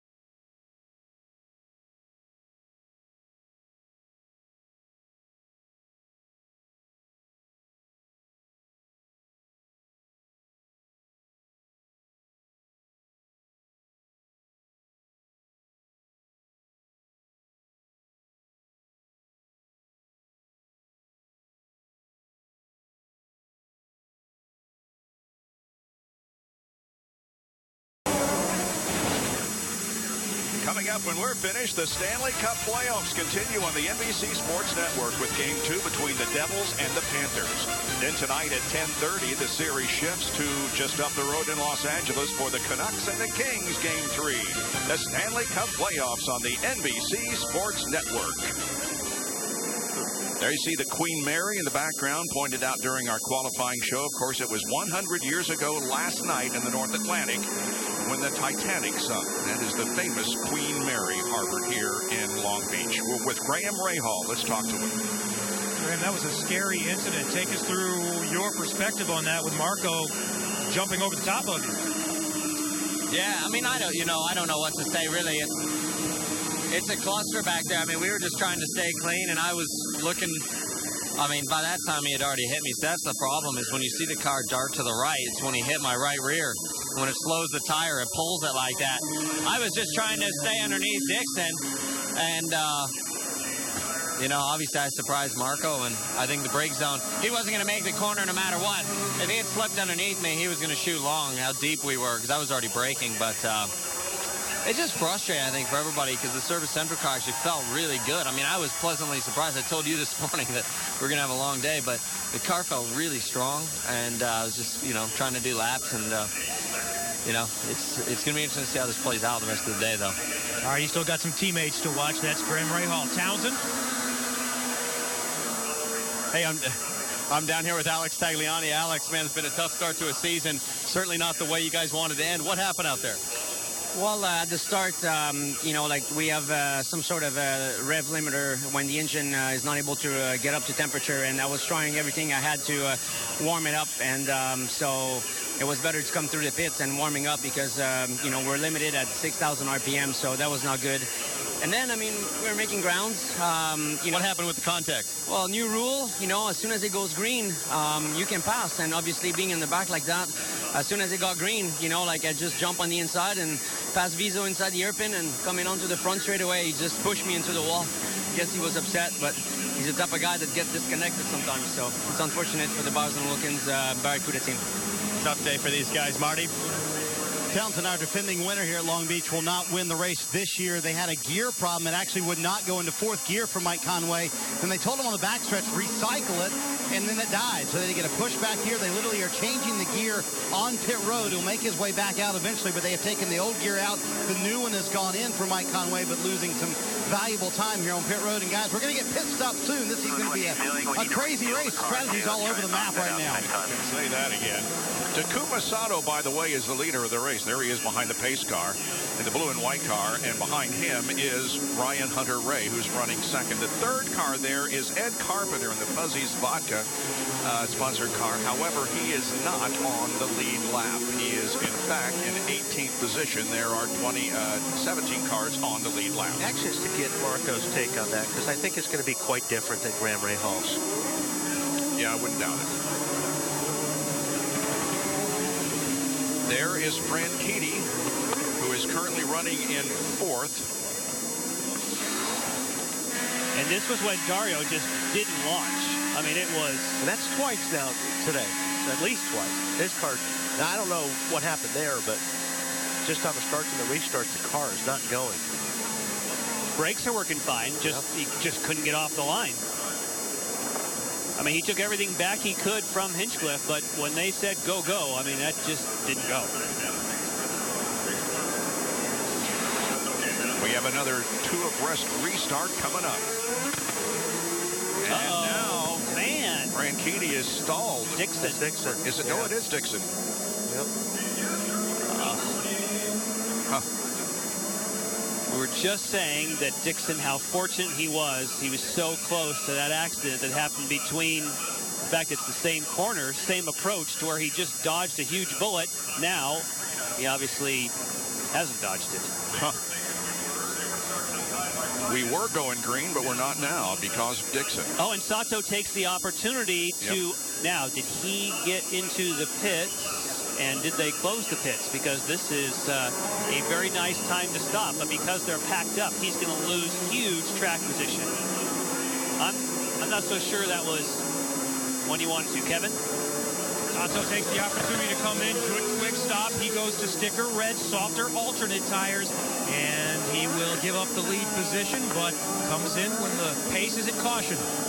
Yes, but it's track position, Kevin. That's the thing that kills you. You know, if he could have stayed out, because he theoretically could have run about, well, 5-6 more laps of green, and then at least you build a little gap. You don't lose so many positions here. He just files right in at the back now. That's a killer. Only about 4 cars or 3 cars are going to be behind him. Well, Takuma led this race for 8 circuits, and he has now led 2 of the 3 races so far this year. He led 11 laps at the opener in St. Pete. Hey guys, just an update on Dario. I finally went back to Chip, said, Chip, there's no way this is fuel save mode. What's going on in these restarts? And under further inquisition, clearly Dario's apparently been complaining a little bit about horsepower all weekend, and of course he's really complaining about it now. So there's more to the story there. Any word on Dixon down there, Johnson? I was focused on Dario, but you know, Chip's just shaking his head right now. I think he might give me the smackdown if I get up there again. Wow. In the meantime, Kevin is with Marco. And his dad, Michael Andretti, and the boss just came in here as well. We'll sneak in. First of all, I see you got your hand all wrapped up. Are you okay? Yeah, I'm good. I'm sore. It's just, you know, I feel for the guys. We put so much work in to the RC, you know, the RC car, and that was our stint to make hay, and we were trying to do so. And you know, there's one thing blocking, but there's another thing chopping. That was a chop. I'm lucky I didn't get upside down. I could have been killed. So he should have been penalized on this, in your view? Well, I mean, man, I took a big hit. I took the bigger penalty. You know, I would have had a clean pass on him. It is what it is. Okay, thank you. That's Marco Andretti. Major thing is he's okay. Ryan Hunter-Ray assumed the lead. Now he is in pit lane, and Ryan Briscoe has taken the lead here at Long Beach. Well, this now makes Sato's stop look pretty good. Kevin? Ryan Hunter-Ray comes in as well. And James Hinchcliffe also is going to take the opportunity to pit. Routine stop, no problem for Hunter-Ray. He won here a couple of years ago. He's always been quick. This is the guy that Will Power said is the guy to beat this weekend, Marty. Kevin, James Hinchcliffe, his teammates of the understeer is brutal. Can't pass out there. They put on scuffed red tires. He's had 6 laps on him for James Hinchcliffe. So, as you mentioned earlier, trying to avoid having to come in under green, but they will pay the penalty with track position here. And it's a big penalty. I think all 3 of them. The timing just wasn't good. They needed to get back to green to build a little gap before it happened, and they couldn't do it. Well, there's Scott Dixon's car as we get set to go back to green flag racing. Ryan Briscoe is the leader. Franchitti is second, then Castro Neves, Wilson, and Pagano. Call Star Indy for live in-car cameras, driver pit crew chatter, and more. Download IndyCar Mobile only from Verizon. And they line up 2 by 2. Elio was doing a little brake checking there, it looked like.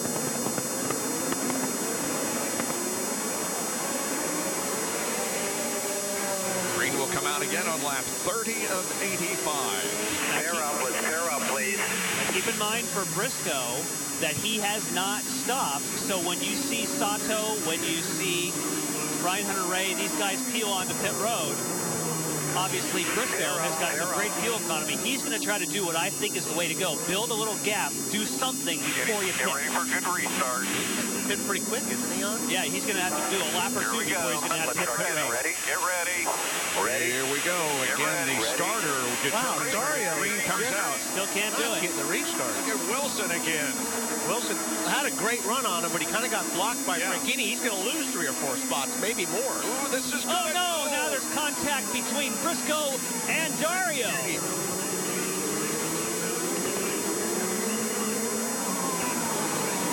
Franchitti with a wounded nose.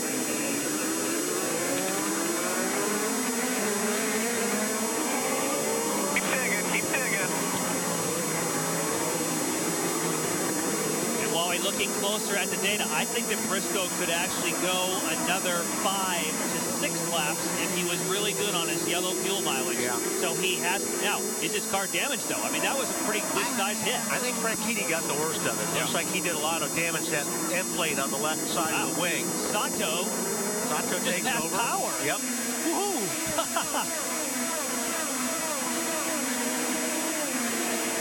Here comes Brian Hunter. Wow, that was close.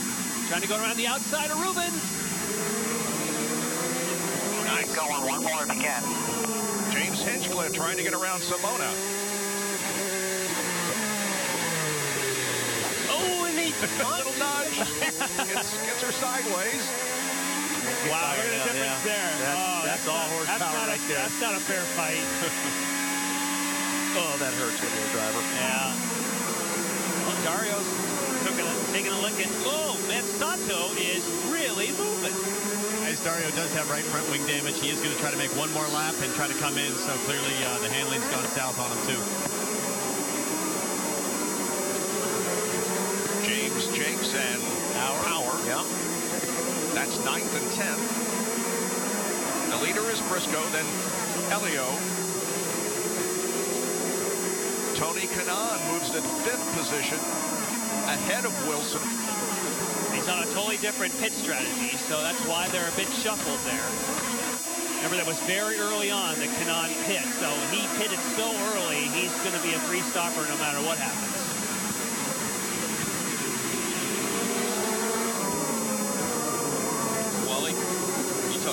You guys just talked about the Lotus going down the straightaway. Robbie Buell said they were 7 miles an hour slower than the Honda and the GM at the end of the straightaway. Yeah, you can't make that up under braking. Okay, let's take a look at the contact between Briscoe and Franchitti. Something, something flew off. Yeah, I think definitely Franchitti's going to have to get that wing fixed. Could very easily have flattened Briscoe's tire. Yep. Well, it would have, but now they have the rear wheel guard, so you can't make direct contact. So we have seen not as many rear cut tires when you start touching, because you don't touch the tire any longer. You hit that wheel guard.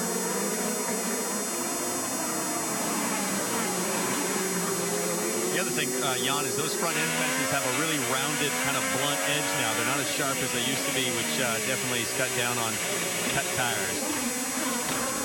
As you know, right there, right behind Franchitti. They've made this move before. Turn 1, that was where Passion has already made a move on Franchitti.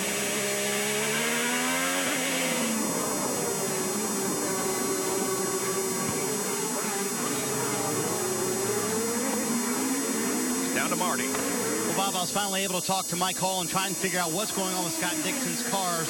They cannot figure it out. You see all the engineers behind the pit box here trying to figure out what exactly is going on with Scott Dixon. They asked for his car to be brought to pit road, but they put him behind the safety wall in turn 8. Communication didn't get there, so they're losing valuable time. And this for a guy battling for the championship, who told me is all about just being consistent. This will really hurt them, Bob. Scott Dixon out of the race, and he had gotten off to a great start in this year of Eyes on IndyCar Racing. Second in both races. Boy, Pagenaud wants that spot really bad. And we're getting close to, if someone has not stopped yet, we're within a lap or two. Ryan Briscoe, of course, would be in that group. Castro Neves is in that group, and so is Franchitti. Lap time is the leader right now. See if Ryan comes in this time. So what this does, of course, the cars are spread out. So yes, you're still going to lose 30 seconds roughly, but you're not going to go all the way to the back. So yes, Franchitti does. Wilson's car's awfully good on so all three. All three that we mentioned, they were all ones who have not pitted. 5, 4, 3, 2, 1. Franchitti will get a new nose on the car. Yeah, guys, they're going to replace the front wing. I did see them take the replacement wing, take 2 turns the front wing out, so he's a little bit too neutral, I think, even with the good front wing. New front wing is going on. He's got the blacks and kept... Scuffed reds for Ryan Briscoe. He comes in of this group that came on pit road. He was the first out. So Briscoe was told by Roger Penske, you're going to go back out. You're going to have some clean track, and we can make some good lap times right now. And Kevin, his teammate Elio Castroneves actually beat him off pit road. It was sticker red tires for Elio. They asked him, do you want anything changed with the car? He said, no, red sticker tires is all I want. The car is just about perfect. And that answers the question that they did not build near the gap. The field is all so close that they all streamed by during that stop. So, in fact, when you look at what Sato, Ryan Hunter-Reay, and those guys did, it actually did work in their advantage. They didn't lose the same amount of track. Right. It only works maybe if you get 20, like Justin Wilson. When he had that huge lead before, he might have been able to pull it off, but they were still too close together. Simon Pagenaud is the leader of the race by about 0.3 of a second over Tony Kanaan. Wilson is third. Takuma Sato back up to fourth, and James Jakes is running in the fifth position. We've completed 35 of 85 laps here on the NBC Sports Network.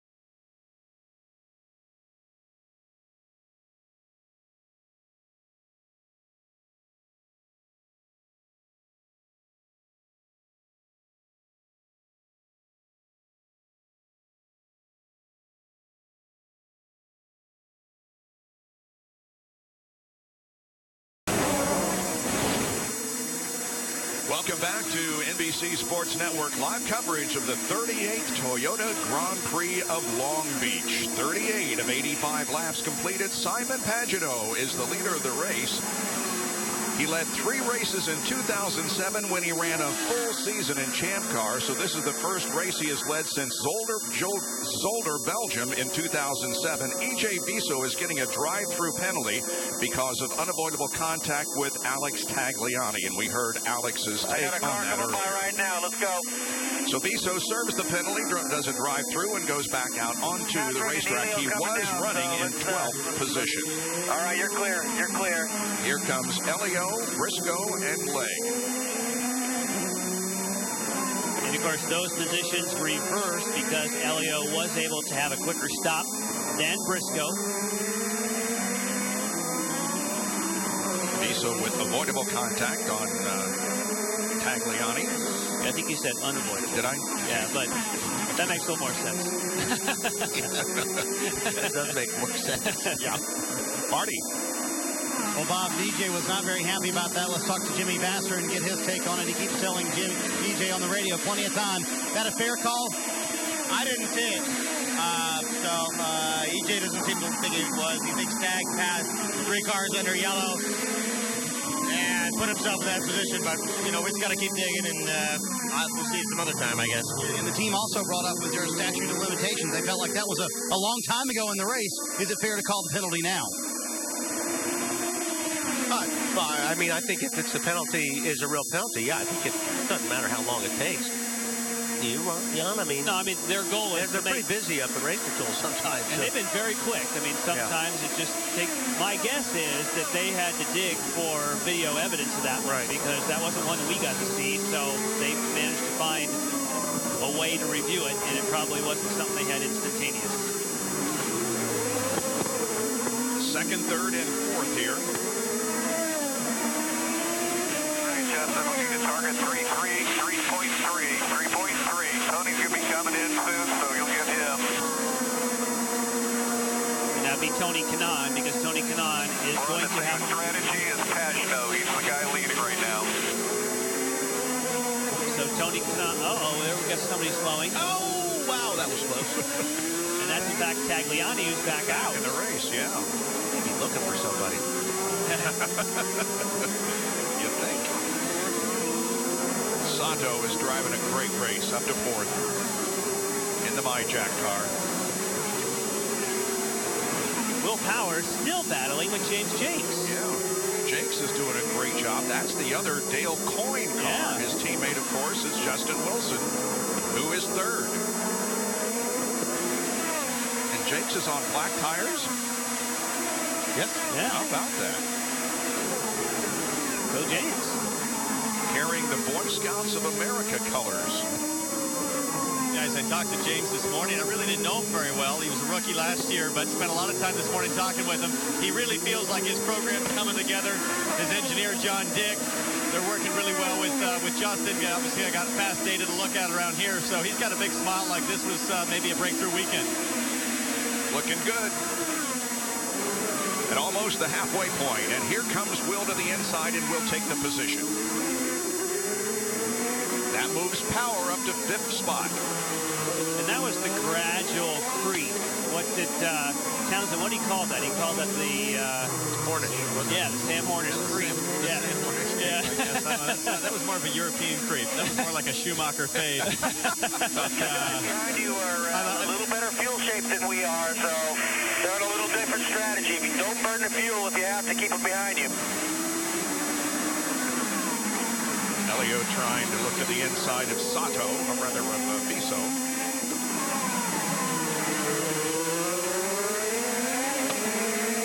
Guys, last night I was doing some in-depth research on Jimmy Vasser's yacht, and we spent a lot of time talking about EJ Viso, and I got to tell you, he's really coached EJ so well to calm down, chill out, stay on strategy. You know, we had a bit of a hiccup here with EJ in the avoidable contact, but Jimmy Vasser has made a massive change in EJ. Well, Townsend, Tony Kanaan running up front. Nice to see Pitts from running second. Remember, they pitted lap 11, so a little off sequence with everybody else. So once again, put on scuffed reds for TK. They had the big brake problems this morning. No brake problems so far in this race. He told me, I'm last in the championship. About as frustrated as I've ever been. Had a little trouble getting out of pit road, but finally does. Kanaan moves back on the racetrack. And Marty, the only problem is for Tony Kanaan, because of all that caution, all those other people who stopped early now kind of vaulted into two stops. So unfortunately, that's putting him back in the order, and he still has to stop because of that one more time than everyone else he's racing with. That moves Kanaan back to 15th spot. Now, Townsend, when you get invited to things like you did last night, don't forget about your broadcasting partners. And if we don't get an invite to the same thing you do, at least bring us some shrimp or lobster or whatever. If you could only appreciate the guilt that I was feeling. I mean, it was a last-second thing, and I looked at myself on it. Thought, I don't have Jan's number, Bob's number. I'll get you next time. Pagano leads Wilson here at Long Beach, California. Stay with us. Back in a moment.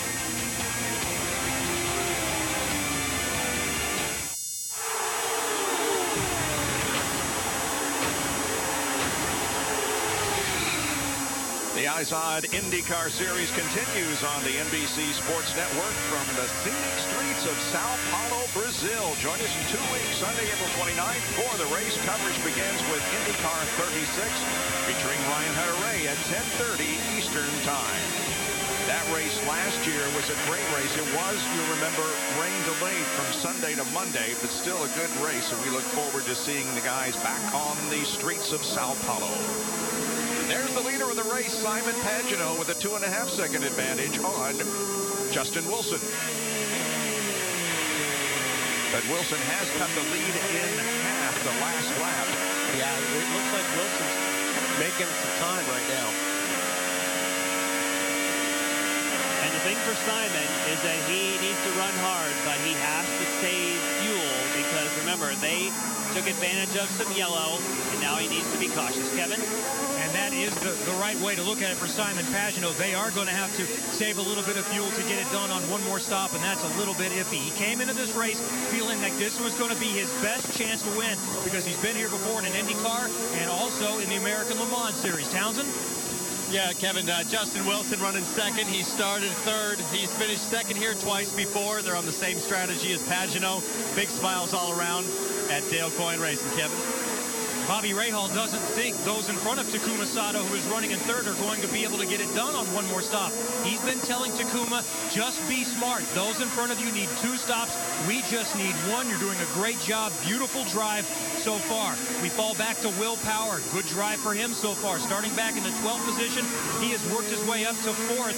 They're trying to get to lap 57, so he's on the same strategy as Pagenaud, but Tim Cindric thinks that they might be able to get this done in one more stop. Townsend?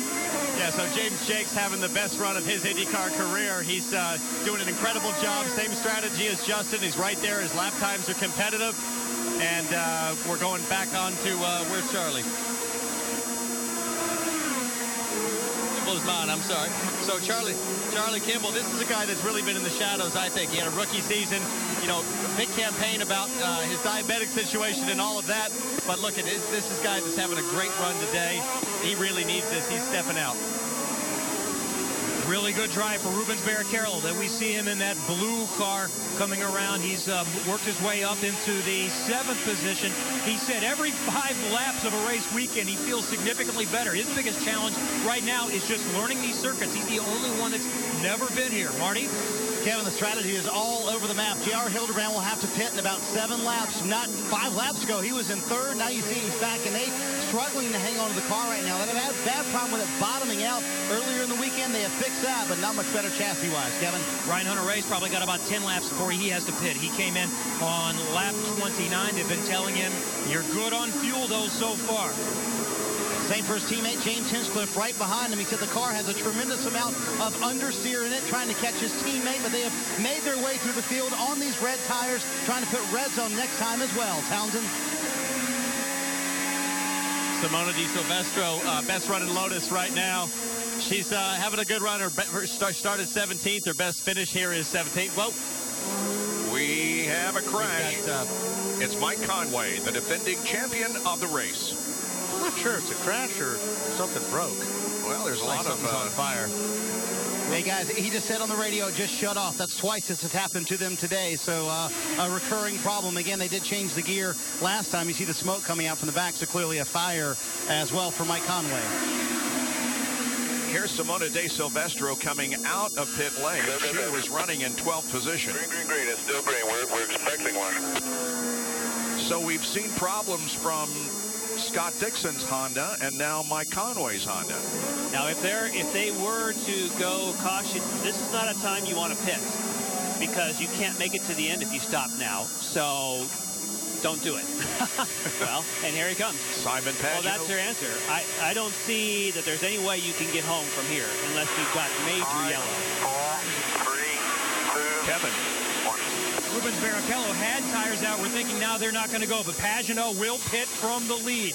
Pagenaud will wait to get as much fuel as he can, but that's going to be awfully difficult to go the rest of the way. They're going to need a lot of yellow to make this happen. Yeah, you would only make that decision if you knew that you were in trouble. In other words, we thought he might be one of them that could make it with one more stop. Maybe they're using a lot more fuel. He's going to give the lead back to Takuma Sato. And Sato has a little bit more in hand. We heard from that report that Bobby Rahal thought that they could do it, the ones in front could not. Remember, that's because Sato stopped a little bit later, and he should be fine. Well, I mean, it's a bit of a struggle, but he's definitely got a shot. Just put another lap on Ed Carpenter, who's running in 17th spot. That's Justin Wilson behind Ed. Red and white Sonny's car for Justin Wilson. James Jakes just peeled off onto pit road. And that, I believe that Townsend said he was on the same strategy as Wilson, so that makes you wonder, because Wilson needs to go. Here comes Power. Yeah, look who's making noise here in third, and now he goes to second spot. Will Power take second? Jakes is away. He's got reds on and took the blacks off. Looking for top 5. There's James Jakes moving back onto the racetrack after a pit stop. Now, Will Power will try to pass Ed Carpenter here. And will do so easily.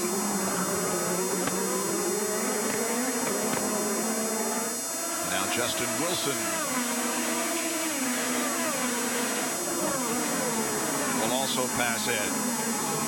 How about Charlie Kimball hanging in there in 4th spot? Good race for him. Kimball stopped at the same time as Wilson, so they're going to be on a very similar quest. Ed Carpenter, good job. Good job. Clear by a lot. Will Power is charging to the front, as he always does. He's moved up to second spot, just about a second and a half behind the leader, Takuma Sato.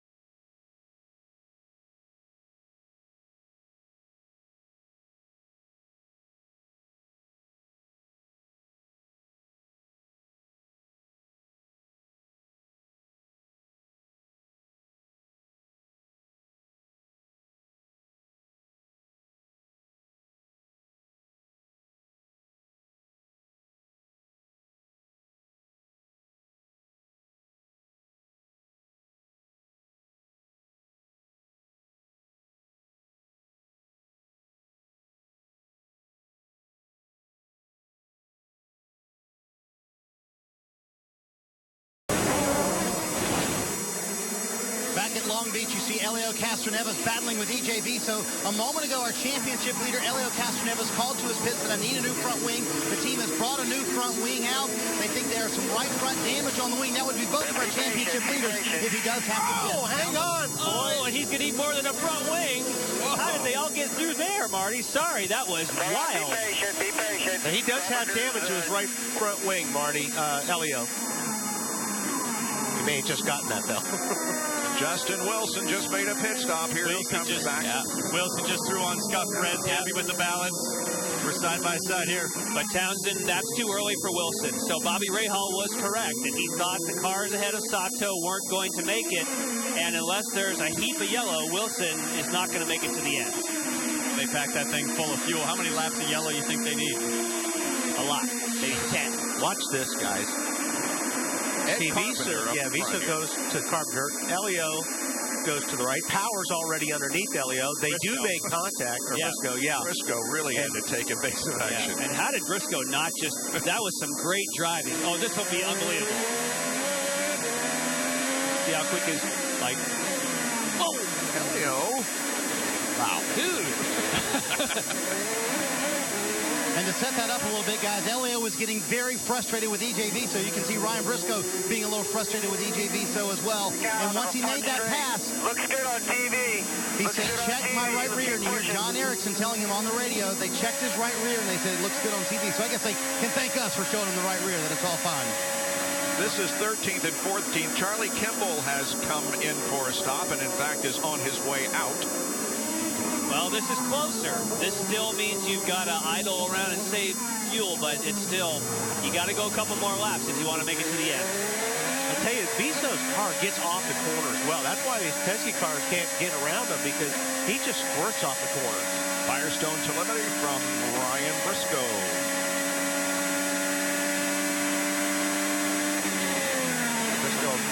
Briscoe makes it up under braking.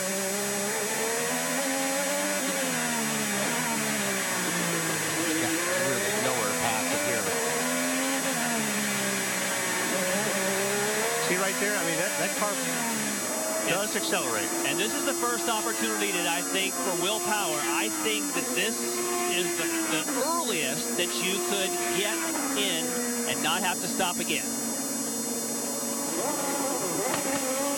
Work completed. 31 laps remain in this race. So if he goes 31 laps, it stays green. I think he'd go 31, but he's not going to be going fast 31. Back to this race now for 13th and 14th, Viso and Ryan Briscoe, who again was the fastest in qualifying yesterday, but started 11th. Because of the Chevy penalty. And this might be a good time, Jan, to talk about exactly what happened to the Chevy that's caused all these problems and penalties. I think I've been able to shake it out, and believe it or not, I do not believe that it's mechanical. You can say, well, what? We heard that the engines were blowing up, at least in the case at the Sonoma test with Hinchcliffe. Well, you know this. The engine calibration that you have, if you go a little too lean on the fuel, or maybe you get a little aggressive with the spark, you get detonation. So that'd be like a ping or a knock that you'd have in a road car. You do that at 12,000 RPM, you could damage the engine, damage a piston, and then sure enough, couple ammo. They blow to pieces. So what I think is not necessarily clear, they replaced 11 engines with the exact same spec engine. These are not updated fixed engines, and they said, oh no, we found the problem and we're going to be fine. They didn't have to apply to IndyCar or the other manufacturers. So to me that means, aha, the calibration was off. They heard something in a previous race, figured the other ones were going to blow up. Let's put the same spec in now that we know what we missed. Good explanation. Hey, Jan, off of that, how bad will it be for Honda if they don't win this race? Oh. They spotted everybody 11 spots. Yeah. And if they don't win this race after getting beat the first two, I don't know. I mean, I don't know how there's an excuse for that. And Takuma Sato relinquishes the lead, Kevin. Bobby Rahal's team has not won since the last time they were a full-time IZOD IndyCar Series team. That was 2008 with Ryan Hunter-Reay at Watkins Glen. Ryan Hunter-Reay stays out on track. Here's Sato on what should be his final stop. They still might have to save a little bit, Marty.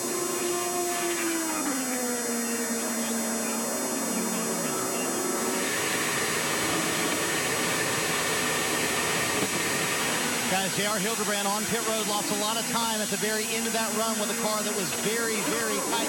The understeer was green. They put the slick red tires on, and they said, pack it fuel with fuel. We're going to have to make it work to the very end. Now, that was Sato going through, and Sato is ahead of Power. Okay, so that is great for Sato, because Sato can make it to the end.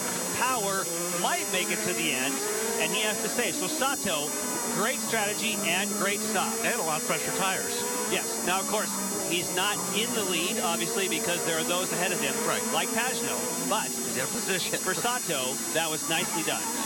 Yeah, the leader of the race is Ryan Hunter-Reay. James Hinchcliffe running second. Pagenaud is third. Then Kanaan, and then we get to Sato, who just completed his pit stop. And for Pagenaud, remember when Pagenaud stopped, when I saw it, I said, no way, you can't make it to the end. So if he runs hard now, we can watch his lap times. That'll be the indicator. If he's really running fast, they know they can't make it. If he's really backpedaling, because when he pitted, I was thinking, No way. Yeah. Clear track again. Clear track. Let's go.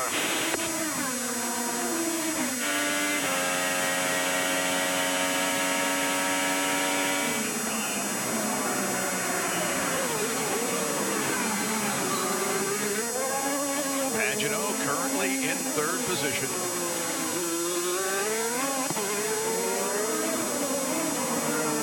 He led 14 laps of this race earlier. We have had 6 leaders and 7 lead changes, 3 caution flags for a total of 12 laps. And of course, the first caution flag was brought out in turn 1 when Joseph Newgarden, who started second, crashed into the tire barrier. Kevin? There we see Takuma Sato getting around through some traffic. Bobby Rahal is the car owner. Are you guys in the catbird seat right now? Well, I mean, we're still, got to be careful on the fuel. I mean, with yellow makes it a golden, but we have enough to make it to the end. We just got to be a little conservative yet on the track, but so far so good. Ryan Hunter-Reay is also coming in. All right, he's obviously closely watching what Will Power is doing. And here comes Hunter-Reay down to make a stop, and he should be able to get home the rest of the way on this one. Right behind him is Hinchcliffe, who is running second, so first and second pit. Hinchcliffe into his pit box. Marty? Bob, they asked him what changes do you want with the car. He said, get these tires off of here. There's nothing left on these reds. There's sticker reds that go on. They said run as hard as you want. We saw his teammate Ryan Hunter-Reay flash through the screen, 8.2 on the stop for Hinch, and they told him run hard.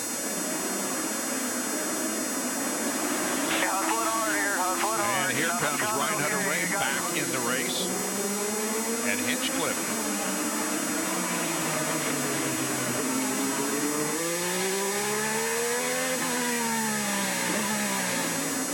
Brian Briscoe makes a pit stop. Team Penske driver. So I think this thing's going to shake down to Sato versus Power. Power with less fuel, Sato with more.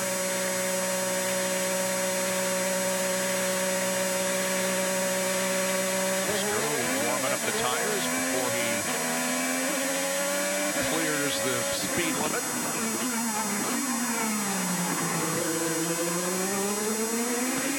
Comes the leader of the race, who just did a 109.6? That's the answer to that question.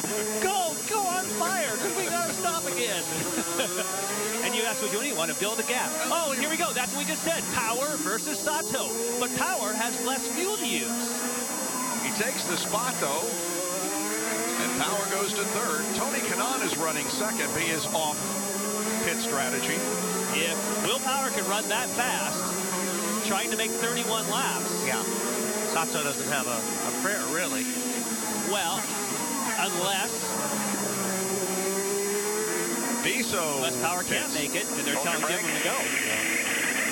You guys imagine the frustration today for E.J. Biso. They've had such a fast car. A little bit of trouble there on the left front, trying to get that lug on for these guys. They want to make sure he gets full of fuel, and then they told him run as hard as you want for the rest of this race. Stuff reds on for E.J. Biso. He's had a pretty good car all day long, Bob. Yeah, he qualified 5th yesterday, but was one of those who had the penalty imposed. And I think Power, the way, of course, that's Briscoe, but the way Power's on the Power, I think he may have another stop. And Biso comes out right beside the leader of the race, but he dispenses of him rather quickly. Simon Pagano over Tony Kanaan. Third is Power, fourth Sato, and fifth James Jakes. Just 25 laps to go at Long Beach.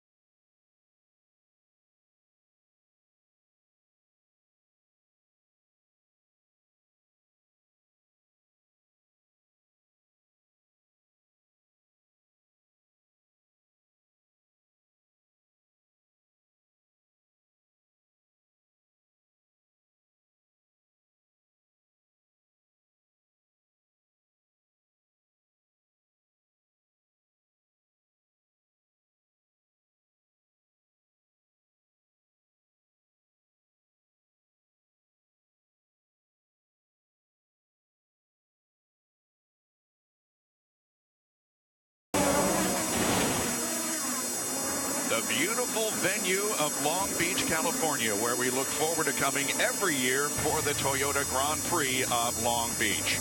The race is well past the halfway point with Simon Pagenaud, the leader. Some big names have been involved in incidents. Absolutely. Of course, the scariest moment, Marco Andretti, Graham Rahal. Thankfully, he was okay. A very scary moment. Obviously, a big difference of opinion as to what went down there. Then in the very same spot on the racetrack, right after Scott Dixon dodged that, car loses fire and he loses significant time. And Daro Franchitti, who nothing seems to have gone right today from restarts and starts, also loses wing on the back of Briscoe. Franchitti is a lap down in 16th spot. Kind of unbelievable for the defending champion. Helio Castroneves comes back out of the pit area.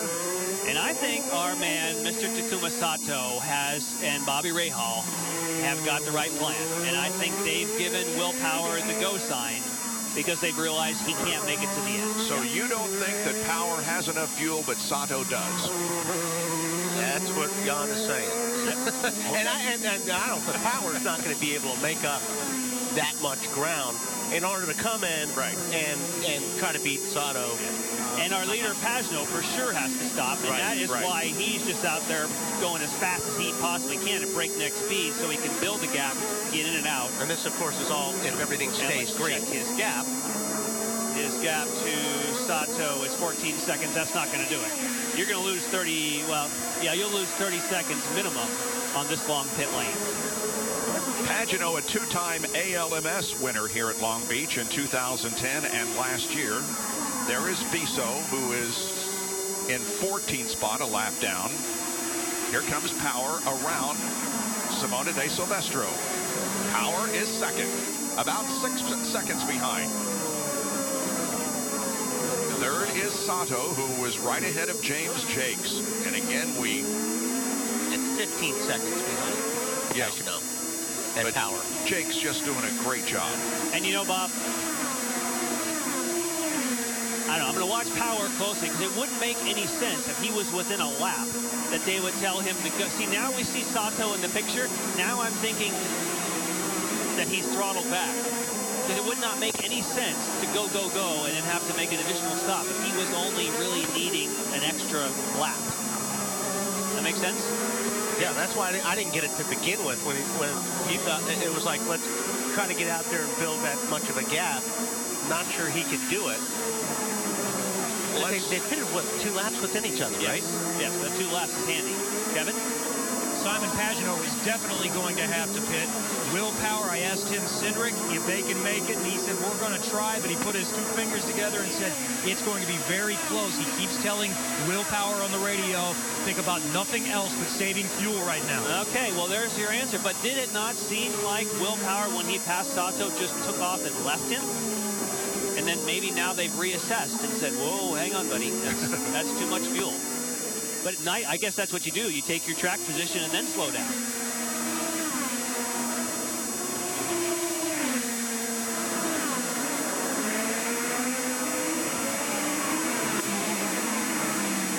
Power won most recently at Barber.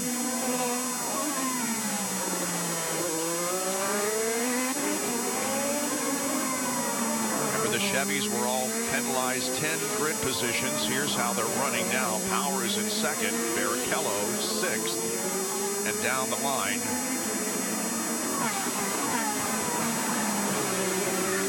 Helio running 12th. Of course, Andretti is out of the race and will finish in 25th spot. And of course, Robin Miller made a great point that if for some reason, in fact, Will Power can save the kind of fuel that we thought wasn't possible at that kind of speed, and he ends up winning this thing, Honda's got to be thinking, what do we got to do? We spotted the entire group, 10 spots. There's the leader, Simon Pagenaud, will have to pit before the end of the race. His advantage over Will Power is about 15.5 seconds now. We're on lap 66.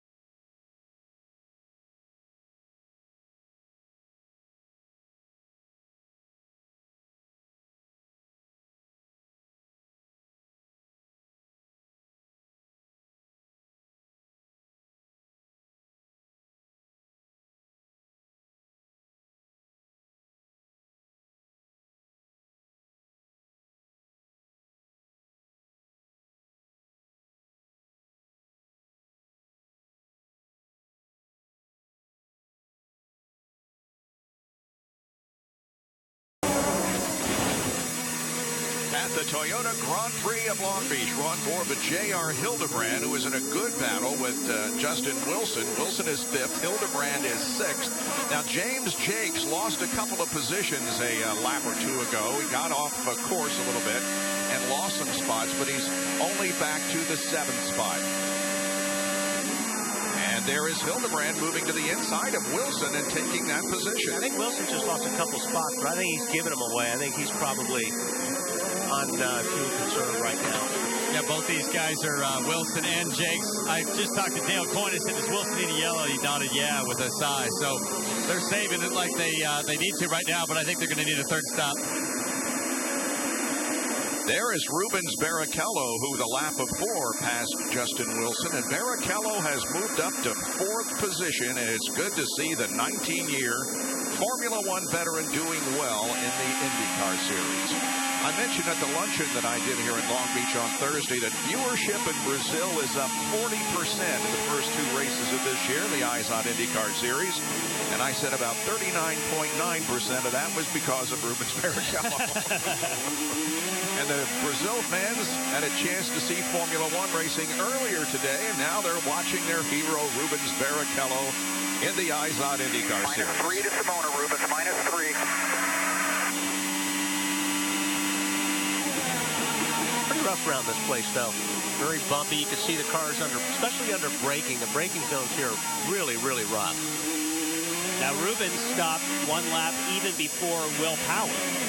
So, you know, I'm starting to think here that it may not be an even fight. You have Chevrolet versus Honda, and I think Chevrolet, not only may they not have... Okay, and there's the Pagenaud pit we're expecting.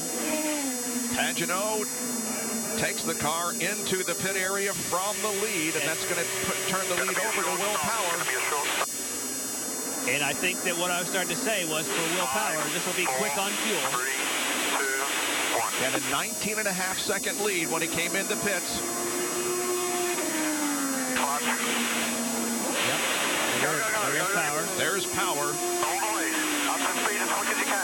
And Sato goes by. Just saw the blue and white. Just come by. He's P3. All right, so they're doing the same thing we are. They're coaching him through. Still good. Here comes Barrichello, P4. Barrichello past me. Hildebrand. Oh, and he might get... No, Barrichello should be much quicker at speed. Yeah, you got to... But not bad. That shows you why you want to build a gap before you pit. What I was kind of trying to slide in there is I think that Chevrolet, when you see what Will Power can do, they've obviously been strong at the beginning of this year. I think now they're showing their muscle in fuel economy, because we're seeing that Chevrolet versus Honda with Sato, and the way he drove away from him, you're thinking, well, surely they're not on same fuel strategy, but that's very impressive. So Pagenaud comes out in 4th ahead of J.R. Hildebrand, with whom we ride.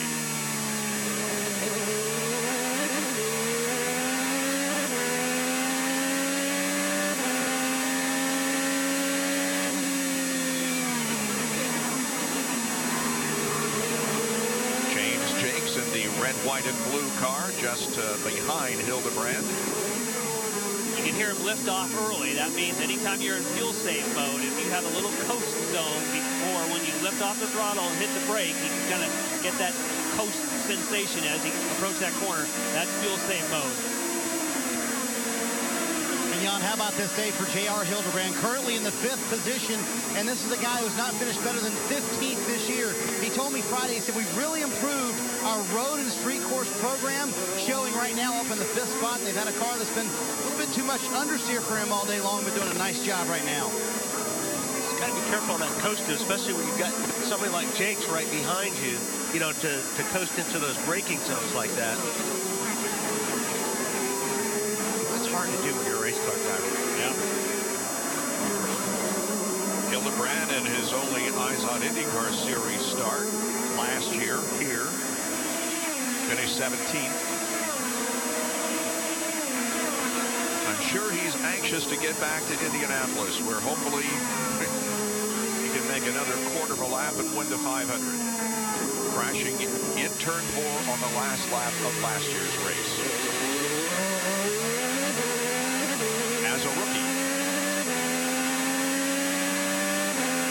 Will Power leads the race by about 4 seconds over Takuma Sato. Barrichello was third, then Pagenaud and J.R. Hildebrand.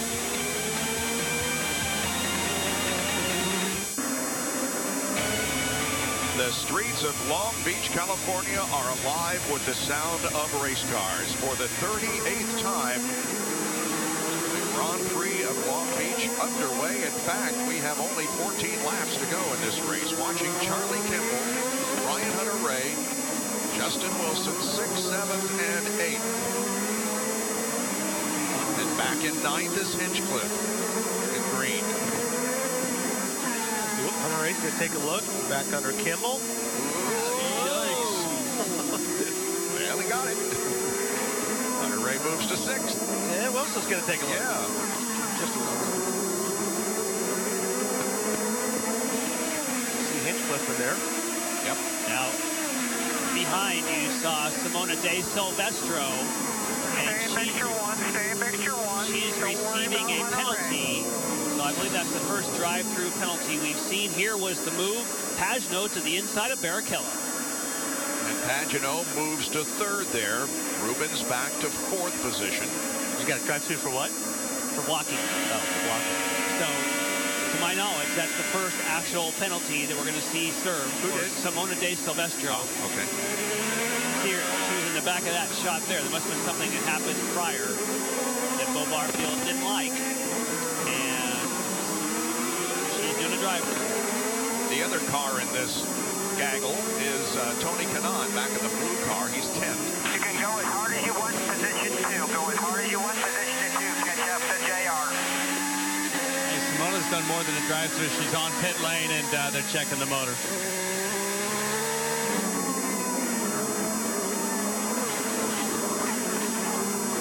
This group here is about 20 seconds behind the leader. Will Power. We've only got 10 laps to go. We're going to take another break here so that we can finish the race for you uninterrupted. Will it be Will Power, who may have to stop for fuel, or Takuma Sato running 2nd that wins this race?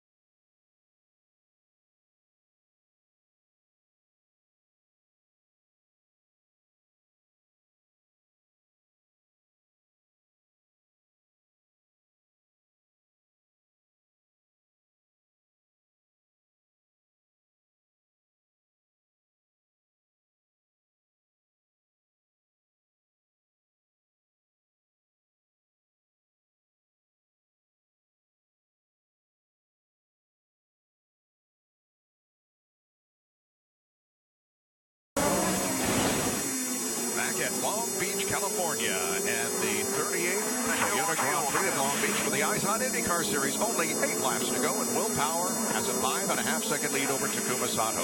So, I mean, really, the big question we're looking at here is, and we're all talking during the break, does Power have enough fuel, or doesn't it? And I think when you watch on the track, that they are too smart.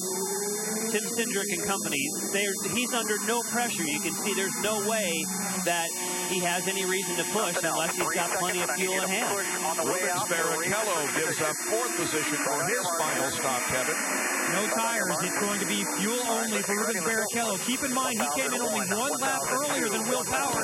He said that's been one of the biggest challenges coming over here. In Formula One, you don't work on saving fuel. Obviously, the others like Will Power can do it a lot better. I'm hearing it's still going to be close on Power, but it sounds like they're pretty optimistic that he's going to make the finish. That's 7 laps of fuel. Yeah, how can one driver, that's a lot. 7 laps, that's what's so amazing about Power. How can he drive away from Sato, who pitted later, and he drives away from him, and now they think they can make it on fuel. That's impressive by Chevrolet and by Will Power. Yeah, we're not at lap 85 yet. No. But I'm saying they're... So, yeah, to even consider it. If they didn't think they were going to be making it, he would be standing on it and he'd be doing qualifying style laps. But he's not. He's just comfortably running faster than Sato, Yeah, who had fuel in hand. Yeah. This is for position. So here's a guy we know pitted later. He's going to do it here in turn 1. This is a crowd. Takes second. That got him fired up. Wow. You might see on the rear wing of Takuma Sato's car worldwide pants. That, of course, is David Letterman's company, and he is part owner of the car that Takuma Sato drives. Now, that is what you would expect. Yeah. That's one guy saving fuel. 6 seconds. And another person not. And that's the kind of difference we're used to seeing. Right? But Wow, the way, look at the gap. I know. Hold on.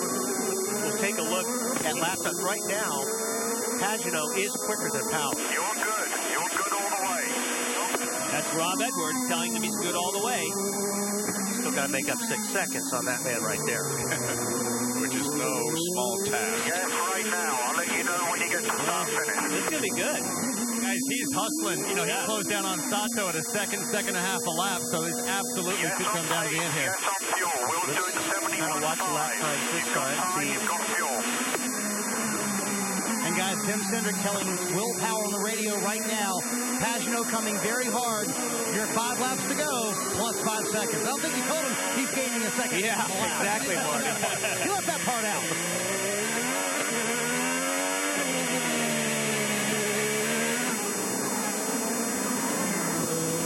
I think I'd want to be in Pagano's spot. Absolutely. I'd much rather be chasing the rabbit at this point than having to worry about going fast enough and saving fuel.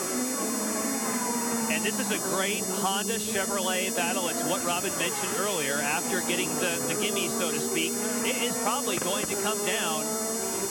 These cars should close up, and it could be a shootout. And again, it's kind of an engineering exercise. Okay, I stopped more times than you, but I'm at a higher speed. Charlie Kimball, he's having such a great run.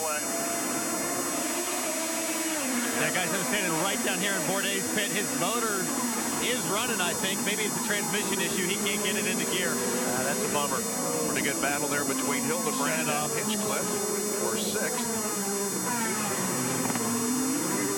And they just told James Hinchcliffe on the radio, be very careful. Justin Wilson might run out of fuel, and there he goes, diving to pit road, guys. And Pagano just did a 109.7. That is that's more than a second faster than Power. And Tim Cindric just told Will Power on the radio, you can pick it up a little bit. Oh, how can he do that? Here we go. Oh, Tony Kanaan taking a look. Trying to get around Hildebrand. It is just astonishing to me that they tell Will Power you can pick it up a little bit. Rubens Barrichello, who stopped only 1 lap before, has had to pit many laps ago. That blows me away. 7 laps. How you can be that much better on fuel? That's astonishing. Tony Kanaan has turned his season around after getting off to a very bad start on both the races. And here he is. Wow, that was close.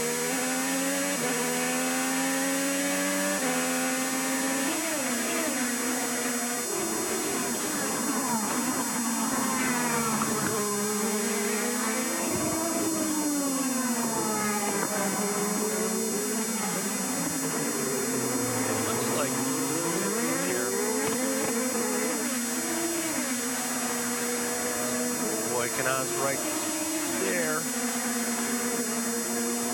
Oh, yeah. he's going to take a. He's going to take a. Oh, but he's going to make it go on the outside. Long way around.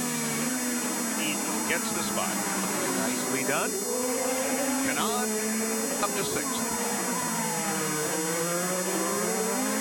Pagano just under 3 seconds behind Power now.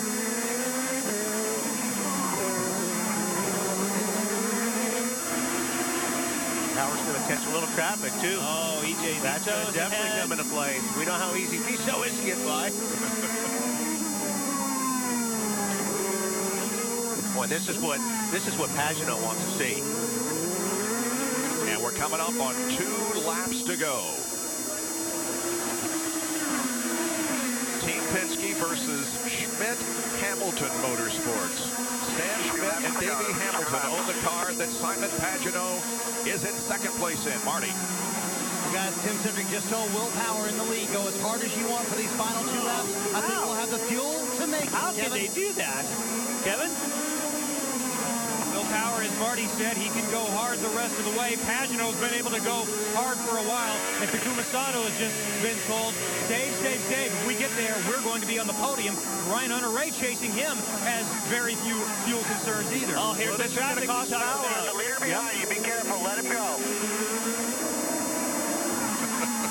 Jimmy Vasser just said on the radio, Bob, let the leaders go. Let the leaders go to EJ Viso.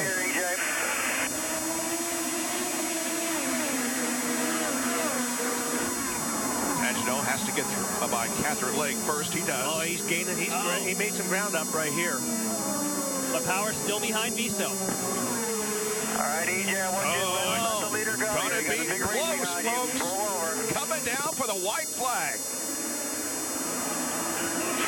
One more lap. Tight on fuel. Officially 1.085 seconds separates first and second on the last lap, and Power will get by Viso into turn 1, putting Viso between himself and 2nd place Pagano. That's going to cost Pagano unless Viso just pulls out of the way right here. And he does. Nice. Good. Oh, he's coming. But the fact that they told Power that he could stand on it. Yeah. And we heard at the same time Bobby Rahal tell Sato, save, save, save, and Sato stopped later. That, to me, is unbelievable.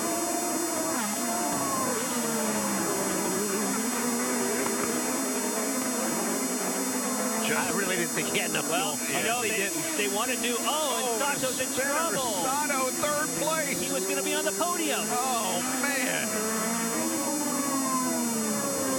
Not going to have enough because they're in the hairpin on the last lap, and here comes off the corner Will Power and Pagano. And Power is saying, penalty? What penalty? I don't need a penalty. I start 12th and win the 38 Toyota Grand Prix of Long Beach. Whoa. Hard to believe. He came from 9th at Barber, comes from 12th today to win. Well done, Simon. Good job. Woo. Look at this gaggle. Teammate. Catherine Legg and Sebastian Bourdais. Ed Carpenter is there. That's Castro Neves and Wilson. Taking a look. Whoa.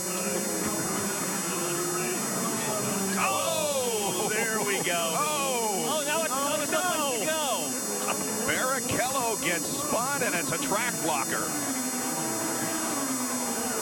Track's blocked at the hairpin. Yes, it is. Be very careful at the hairpin. The key here is that somebody can navigate their way through that little slot. They're going to pick up a ton of positions. Serbia also involved in that. And James Jakes. Wow. But how about Takuma Sato on the last lap when he had a podium within sight? Here's what happened. He was under pressure from Ryan Hunter-Reay and some contact, it would appear, from Ryan Hunter-Reay.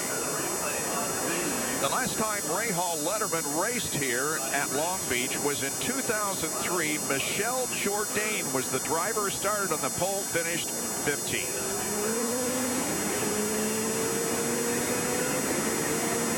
Go, Marty. Well, Bob, I'm wondering if Tim Cindric has any fingernails left. You okay?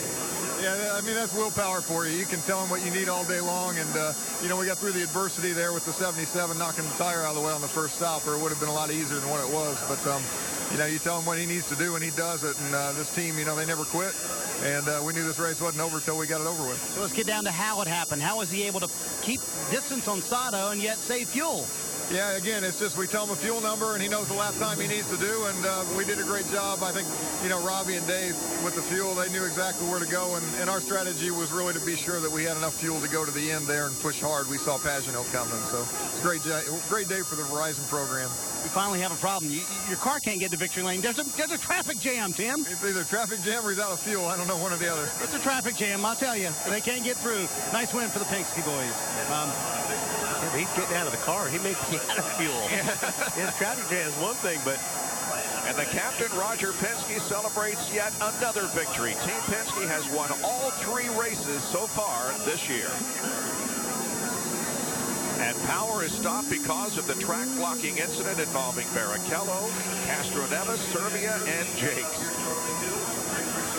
But it's Will Power's 17th career win, his 2nd consecutive this year, and his 2nd win at Long Beach. He also was victorious here in 2008. If he makes it to victory lane, we'll talk to him when we come back to Long Beach. The Toyota Grand Prix of Long Beach on NBC Sports Network is brought to you by Toyota, moving forward, and by iZod. Go to iZod.com to see the latest in iZod color and performance.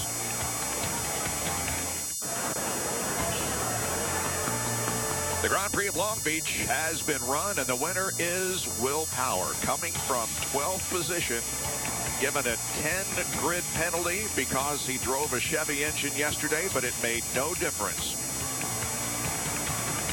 Power only led 15 laps, but he led the most important one, the 85th and final one. Simon Pagano finished 2nd and actually led most laps, 26. Let's go to Townsend Bell. Hey guys, down here with Simon Pagano. He had to 3-stop this one and get after it on the 3rd stint there. Simon, heck of a day. You were coming back strong. We thought you might get Will at the end. What was it like? Man, it was great. The car was fantastic. The guys did such a good job. You know, it's a one-car team operation, and we're fighting against Penske and Ganassi. So, you know, my hat off to everybody at Sam Schmidt Hamilton Racing, and the HP car was just amazing today. At Long Beach, I really love this place, and I mean, it's, you know, one more lap, I would have tried to give him a little bit of a hard time. So you had a close call on the first stop. You hit a tire when you were leaving the pits. Do you remember hitting that? Yeah, I did it. I know I did, but I thought somebody was coming, so I was trying to, yes, I know I did, but it was the side, but you know those cars are really strong now, so it was okay. All right. Well, I made it to the end, guys. Great podium finish for Sam Schmidt, HP, and Simon Pagano. And Ryan Hunter-Reay finishes in 3rd position, but he has been given a 30-second penalty because of avoidable contact. Let's talk with him. Well, let's get his reaction to that fair penalty when you hit Sato. Was it fair to penalize you 30 seconds? I don't know. I'll have to look at it. I was told he was saving fuel, and it looked like he was, but he broke so early going in there that I went for the inside, and I figured he'd give me a little bit of room. You know, inside there, I raced a lot of guys side by side today, and we gave each other a lot of room. And then there's a replay. I thought he'd give me a bit of room, and he just shut the door. But hey, you know, I wasn't fully alongside of him, so I guess that's my fault. I'll have to, you know, think about the penalty where it puts us. But we ran such a great race all day. You know, to end up with that on the last lap's really a shame. And these guys did a great job. I love coming here. Anytime we don't win here, it feels like a big disappointment. So for sure, it was a good car today, pretty good car, and it was a tough race with a lot of wheel-to-wheel action out there today. A lot of clean racing that I really enjoyed. That's a shame the last deal with Sato there.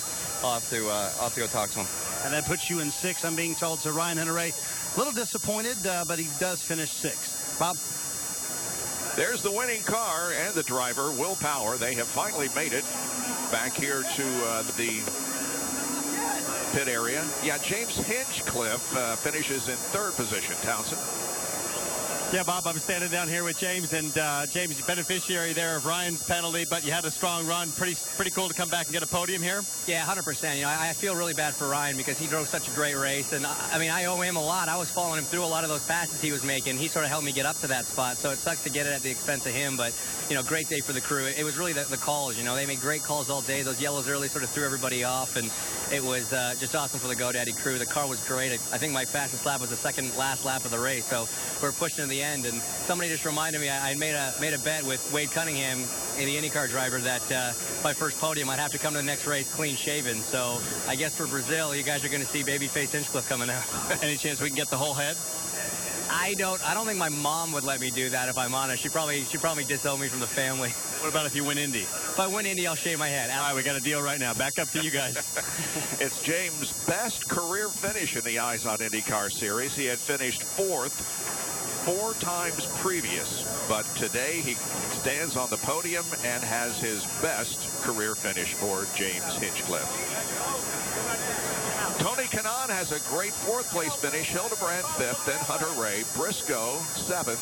Takuma Sato with the last lap contact drops back to 8th. Barrichello with another top 10 finish, and Elio Castroneves finishes in 10th position. There's the traditional leap off the car for Will Power. Kevin? Well, an impressive drive for Will Power. You won from 9th a couple of weeks ago. 12th is Tim Cindric, who called his strategy, comes in to congratulate him. Let's be honest, coming into this race, were you thinking, let's get up front and score some points, or did you still think you could win this race?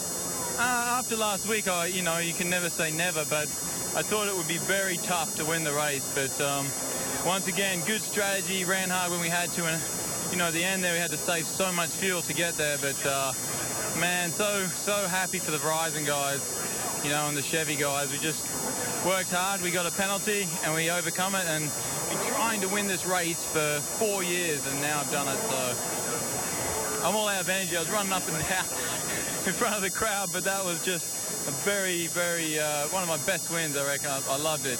I guess Chevy made the right decision. Go ahead and change in the engines then. Yeah, no question. I mean, it was precautionary, and you know, we had to do it, but we did our best. How did you save so much fuel and still be able to hold some people off and get around some people early on in that last stint? Yeah, well, I actually used some fuel to get around people. Then, you know, Tim was telling me you've got to save fuel, and just did everything I could to be as quick as I could while saving fuel, and that was the result. Congratulations. Win number 2 of the season for Will Power, and I believe he's the new points leader. He is, and Roger Penske has his 5th win here at Long Beach, his first since Elio Castroneves drove to victory in 2001. So Will Power wins his 17th career victory here at Long Beach. Stay with us for more. We'll be right back.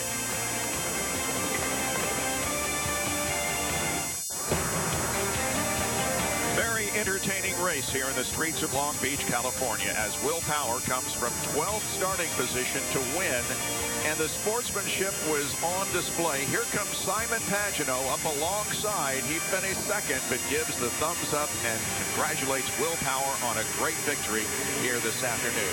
Here's the 4th place finisher, who had a great afternoon down to Townsend Bell. Yeah, guys, down here with Tony Kanaan. He started, 19th today, ended up 4th. How did you do that? Oh, it was a great strategy. I was committed to do a 3-stop from the get-go, Townsend. As we started at 19th, I chose the blacks to start, and I said, first window we have to get off of them. Let's get off and try to get some track position. So my race was really fun because I pushed the entire race. I qualified the entire race. I passed 6 or 7 guys. A couple guys crashed. A couple guys had to pit, and it was great. I mean, coming into Long Beach, dead last in the championship, that never, ever had happened to me. So I had to take myself out of that. Well, you picked up some valuable points. I'm noticing a couple of gray hairs here in the scruff. It looks kind of like what I see when I look in the mirror. Is this too stressful, this IndyCar stuff for you now? I think we're just getting old, man. We go back a long ways. We won't tell the viewers, but, you know, I think this is, they say you get older, you get wiser, so I guess I would go like that. Well, clearly up in the points now. Hopefully the stress abates a little bit heading into Brazil. Well, I don't think the stress is going to abate for Takuma Sato. You got your season's best finish, but you had much better steering down a career best finish. What happened with the contact with Ryan Hunter-Reay? Well, to be honest, we haven't finished yet. I haven't seen the checkouts for our gate diff here. The race was awesome. I mean, it was a great excitement from right beginning to start, and every time restart I overtook like crazy, and it was a very, very good call from the team too. We're working hard for this strategy, but in the end, we're working onto the fuel mileage, and Ryan caught me up, and I mean, I just couldn't believe he wasn't not deep enough, so they were overtaking maneuver. He could have another chance for the back straight, but you know, he's just very disappointed not finishing. I did tell him that Ryan Hunter-Reay said that he would be coming by to apologize, and he said that's not going to mean very much. Takuma Sato very disappointed with an 8th place finish. Back with more from Long Beach here in just a moment. The unofficial results for today's race: the Chevy drivers were penalized 10 grid positions, and they take 8 of the top 10 finishing spots. Yeah, that's a spanking right there. They did with Chevy power, did on Honda. yeah, power, and they also had incredible fuel economy in the case of willpower. James Jakes has his best career finish, 12th. He was 13th at Motegi last year, but this is his best finish. But look at Dario, the defending and 4-time champion, finishes 2 laps down in 15th position.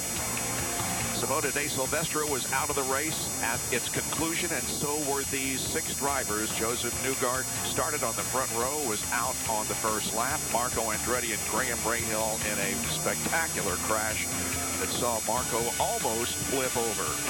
Scott Dixon with another poor finish for the Hondas. Here are the points, and look at this. Will Power gains 2 to go to the top. Simon Pagenaud gains 2.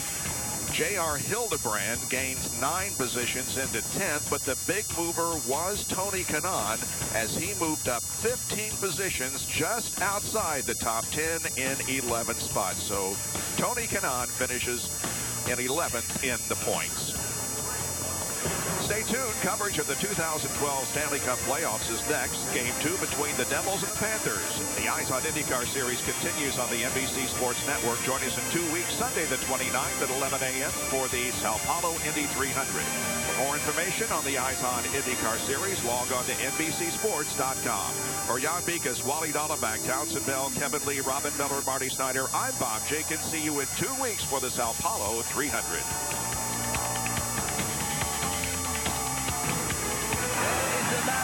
The NBC Sports Network thanks you for watching this presentation of the IZOD IndyCar Series.